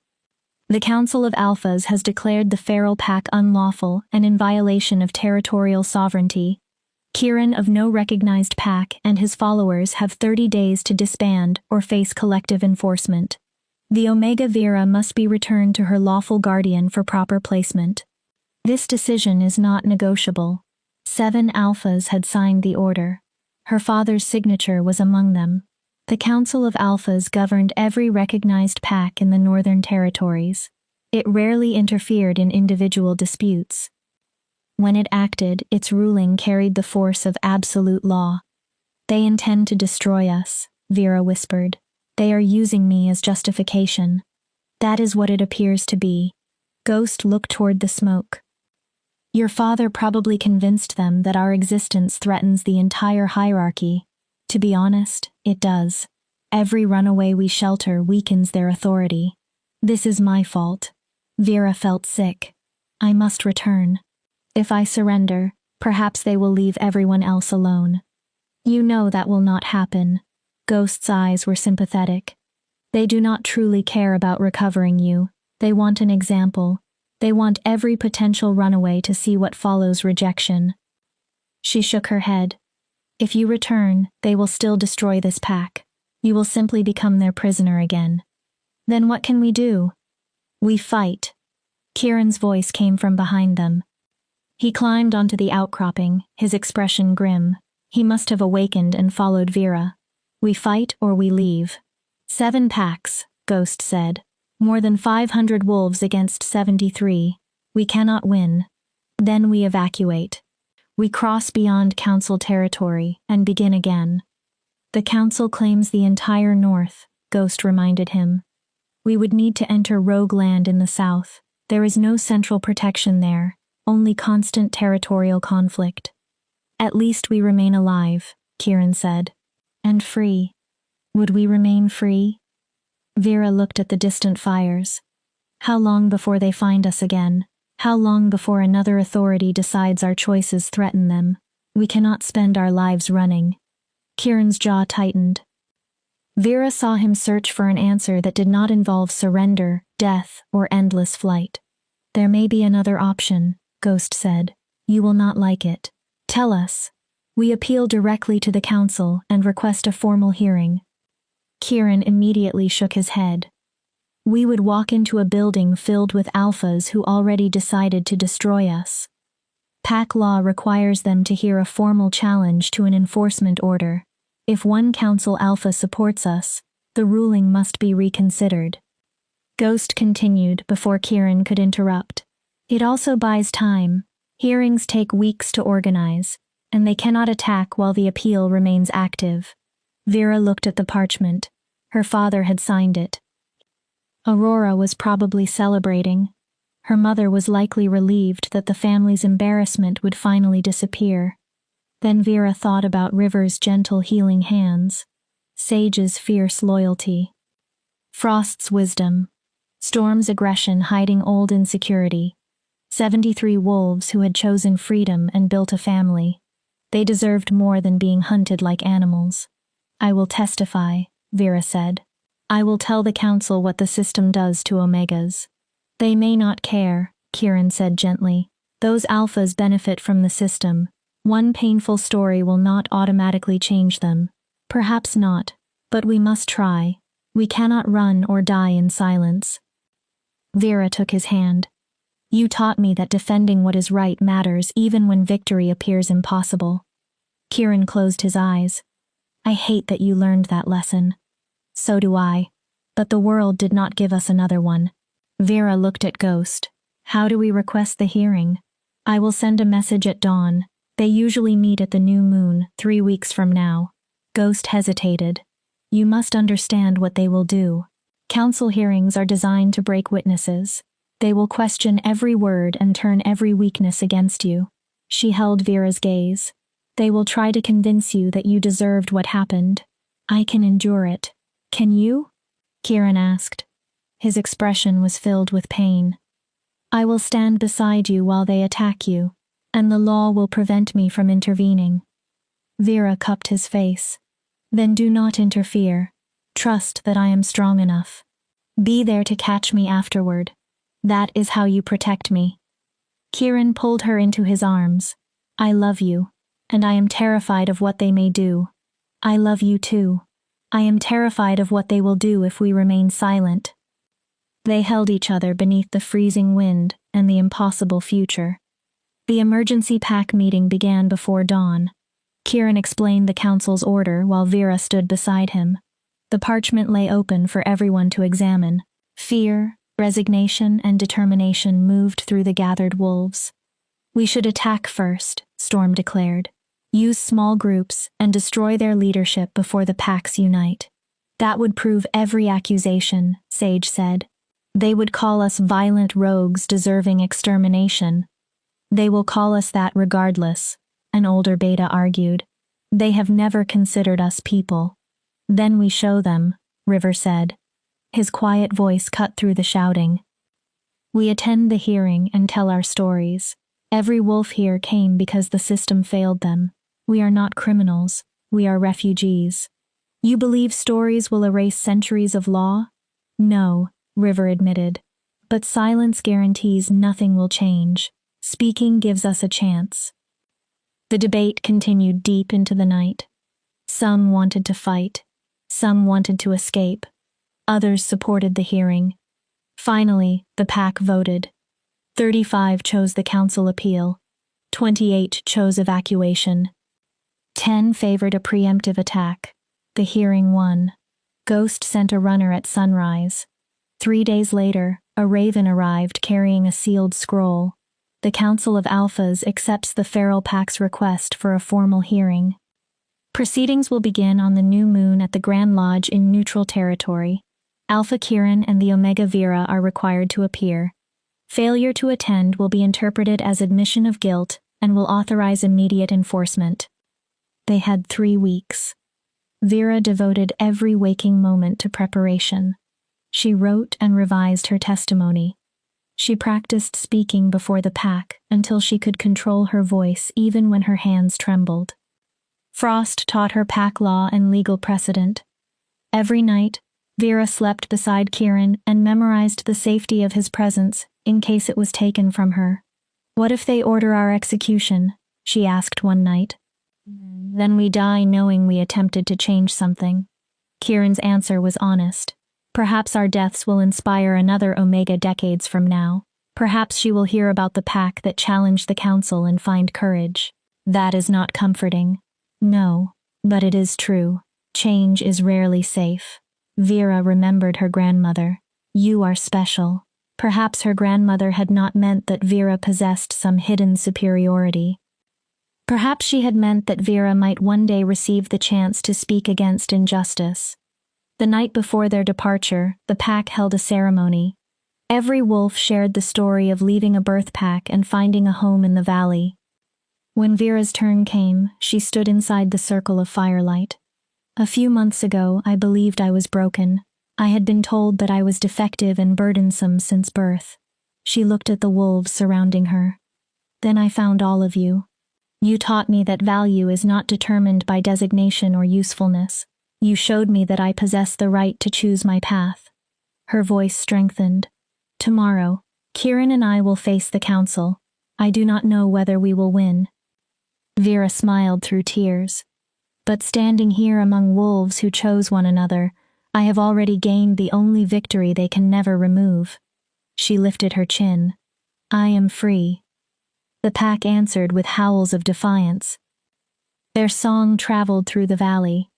Let the council hear them. The wolves it wanted to silence had found their voices. Chapter 10. The Trial of Freedom. The Grand Lodge stood as a monument to pack tradition.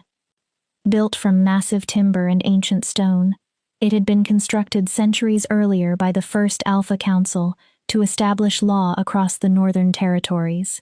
Neutral ground surrounded it. No single pack ruled there. Inside, 7 alphas would decide whether the feral pack deserved to exist. Vera and Kieran arrived at dawn with Sage, River, and Ghost as witnesses. The rest of the pack remained in the valley, prepared to evacuate if the ruling turned against them. "Remain calm," Sage warned as they approached the entrance. "They will provoke you. They want anger they can present as instability." Vera nodded. Her heart struck painfully against her ribs. She wore leather trousers and a plain wool tunic. She had refused formal clothing. She had not come to impress the council. She had come to tell the truth. Kieran squeezed her hand. "Whatever happens, we face it together." Together.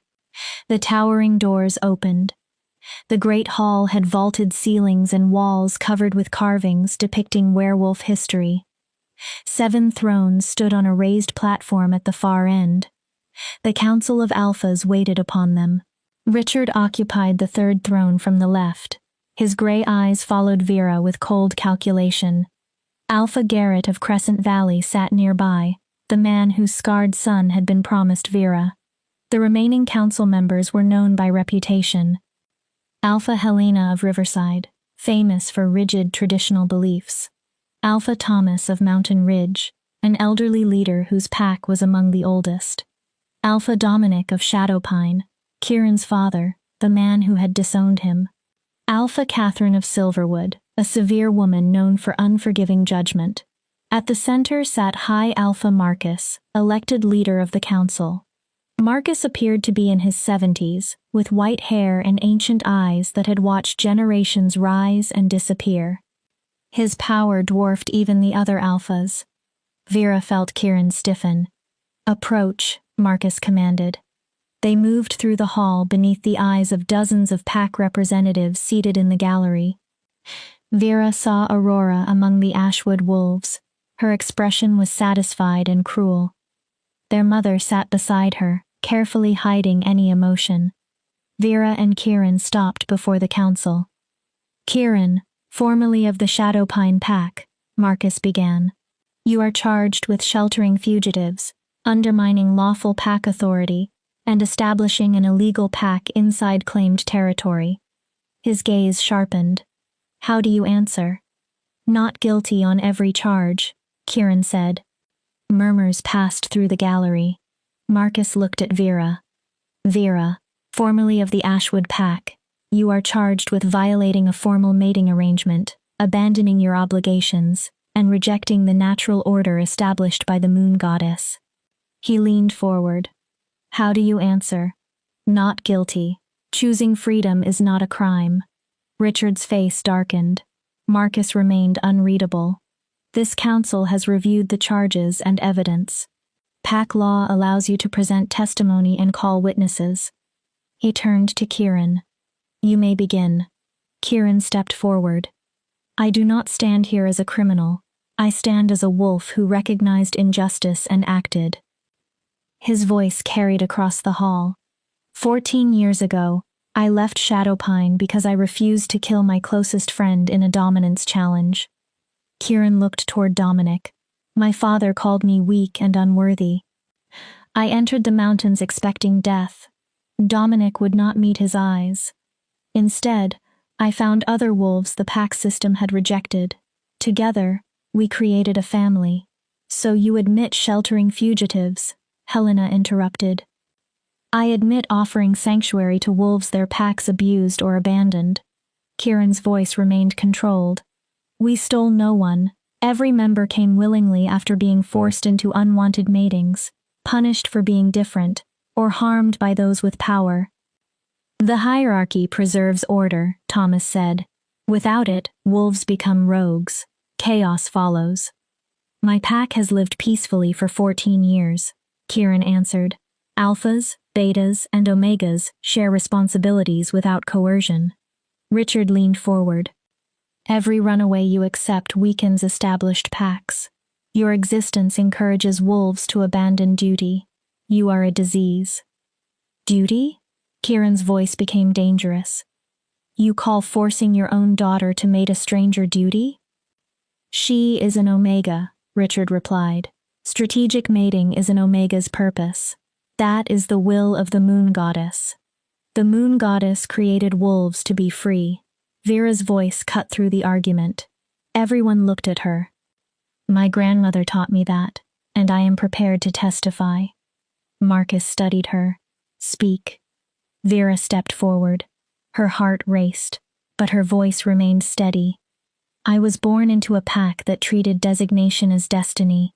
From my first breath, I was considered inferior. She looked toward the gallery. My father called me defective. My sister kept me close, so her beauty and strength would appear greater beside me. My mother looked at me with disappointment. Aurora appeared bored. Catherine looked uncomfortable. Richard's expression remained furious. After my first heat, my father arranged my mating to a stranger from Crescent Valley. I had never met him. I was told to feel grateful because serving an alliance was my purpose. Vera continued. I could not accept a lifetime as someone's unwanted possession, so I ran.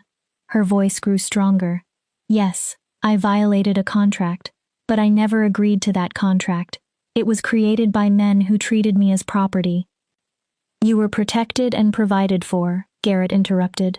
You abandoned privilege because of childish ideas about freedom. A comfortable cage remains a cage. Vera met his eyes. I would rather struggle freely than prosper in captivity. Poetic, Helena said. But the pack system has provided security for centuries. What you call captivity, we call civilization.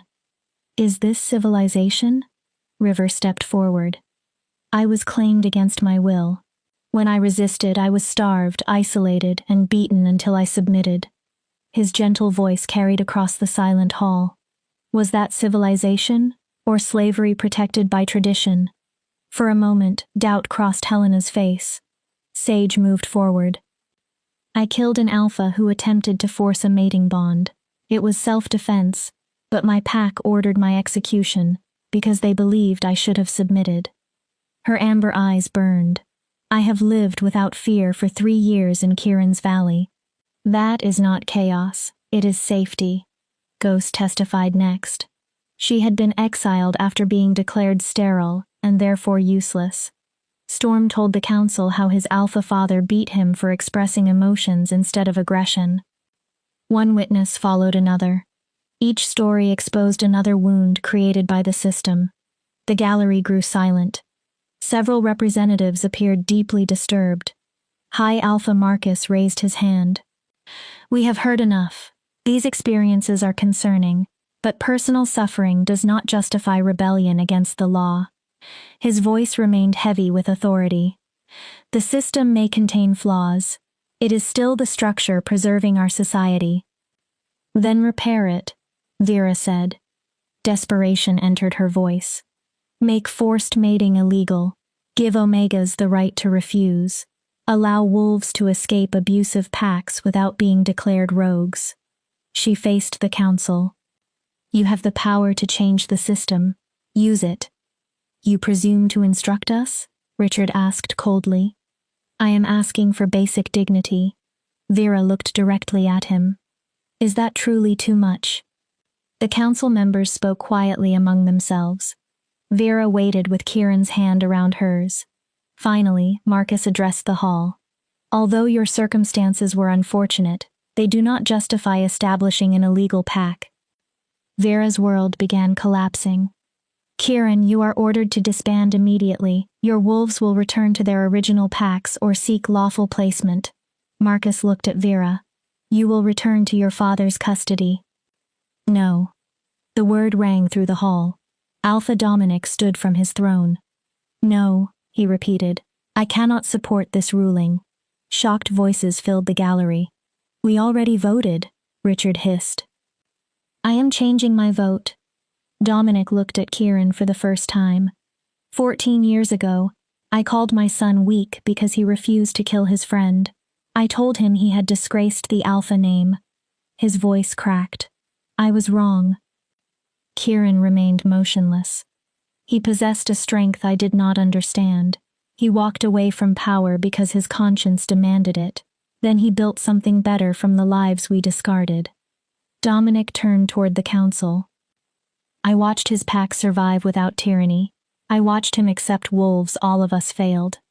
He drew a breath. We are not preserving order. We are enforcing conformity through suffering. Dominic looked at Marcus. I withdraw my support for enforcement. I propose legal recognition for Kiran's pack and immediate reform protecting Omegas from forced mating. Silence filled the hall. You understand the scale of what you propose? Marcus asked. Centuries of precedent built upon pain should not be protected simply because it is old. Dominic gestured toward Vera and the witnesses. We can do better. Loyalty should be freely given, not extracted through fear. This is madness, Helena said. If wolves may leave whenever they are unhappy, perhaps we should examine why so many are unhappy. A new voice came from the gallery. Damon Blackthorne stood. I do not sit on this council, but I lead the strongest pack in the Northern Territories. I support Dominic's proposal. Richard glared at him. You have no standing. I nearly killed a decent alpha to claim an Omega who did not want me. Damon's expression was cold. I withdrew because I recognized that I had become part of the problem. He faced the council. Perhaps the rest of you should make the same admission. More voices rose. Young alphas, betas, even several Omegas. The fractures the council tried to ignore were spreading through the hall. Marcus raised his hand. This council will recess for 1 hour. The 7 alphas left. Vera's legs weakened. Kiran caught her. Did that truly happen? I think we may have begun something, he whispered. The waiting hour was agony. Dominic briefly entered the side chamber where the feral wolves waited. Son, I know I have no right to request forgiveness. You are correct. Kiran's voice remained hard. But thank you for finally speaking. Dominic nodded and left. A messenger eventually called them back. The 7 alphas had returned to their thrones. High Alpha Marcus addressed the hall. After deliberation, the council has reached a final decision. Vera could not breathe. By a vote of 4-3, the feral pack will receive provisional recognition as an independent pack. Its legal status will be reviewed annually. Vera's heart stopped. Furthermore, the council recognizes the necessity of reform. Marcus's voice carried through the hall. Effective immediately. Forced mating is illegal. Every Omega must freely consent to a pair bond. Refusal may not be punished. He continued. Wolves seeking escape from abusive packs may petition for transfer without being classified as rogues. Marcus looked directly at Vera. These reforms exist because of your testimony and because council members were willing to confront our failures. His ancient eyes remained grave. You have changed pack law. I hope you are prepared for the consequences. The hall erupted. Some wolves cheered. Others shouted in outrage. Richard rose and stormed from the chamber, his face purple with fury. Aurora followed and cast Vera a look of pure hatred. Vera no longer cared. She turned toward Kieran. He stared at the council in disbelief. We won, she whispered. Kieran, we won. His golden eyes met hers. A smile slowly spread across his face. We won. They fell into each other's arms. Sage, River, and Ghost joined them. They laughed and cried together. Against impossible odds, they had challenged the system and survived, not only for themselves, for every wolf who would come after them. Epilogue. 6 months later, the valley was no longer the same. Wolves arrived throughout the winter, runaways, refugees, and others who heard about the pack that had challenged the council. The den expanded. New chambers were carved into the mountain. More than 100 wolves now lived within the valley, drawn by the promise of dignity, freedom, and choice. At the center stood Vera and Kieran. They were officially mated, and their bond was recognized by the reformed pack law. Their ceremony took place on the first day of spring, surrounded by their chosen family. Several unexpected guests attended.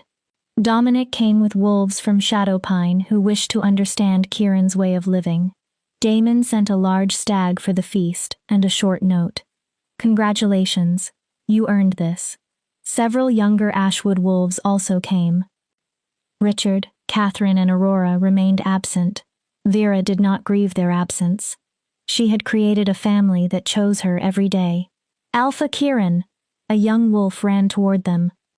The scouts found someone near the border, a beta from the Eastern Pack. His alpha tried to force him into warrior training, but he wants to become a healer. The young wolf caught his breath. Can we accept him? Kieran looked at Vera. She smiled. Of course. Bring him to River. River is always searching for another apprentice. The messenger ran away. Kieran wrapped his arms around Vera from behind and rested his chin on her shoulder. At this rate, we will run out of space. Then we will build more dens. Perhaps one day we will create new packs in other territories. Vera leaned against him. Wolves are realizing they possess choices. We did this. You did this, Kieran corrected. You were brave enough to run. Everything else began there. Vera remembered the terrified girl who fled into the mountains expecting death. That girl had believed she was broken. She had been convinced that she possessed no value. Now Vera stood as an alpha's mate, a pack leader, and one of the wolves responsible for changing the law. She had learned that her worth was not determined by designation or usefulness. She had learned that sometimes the bravest possible act was choosing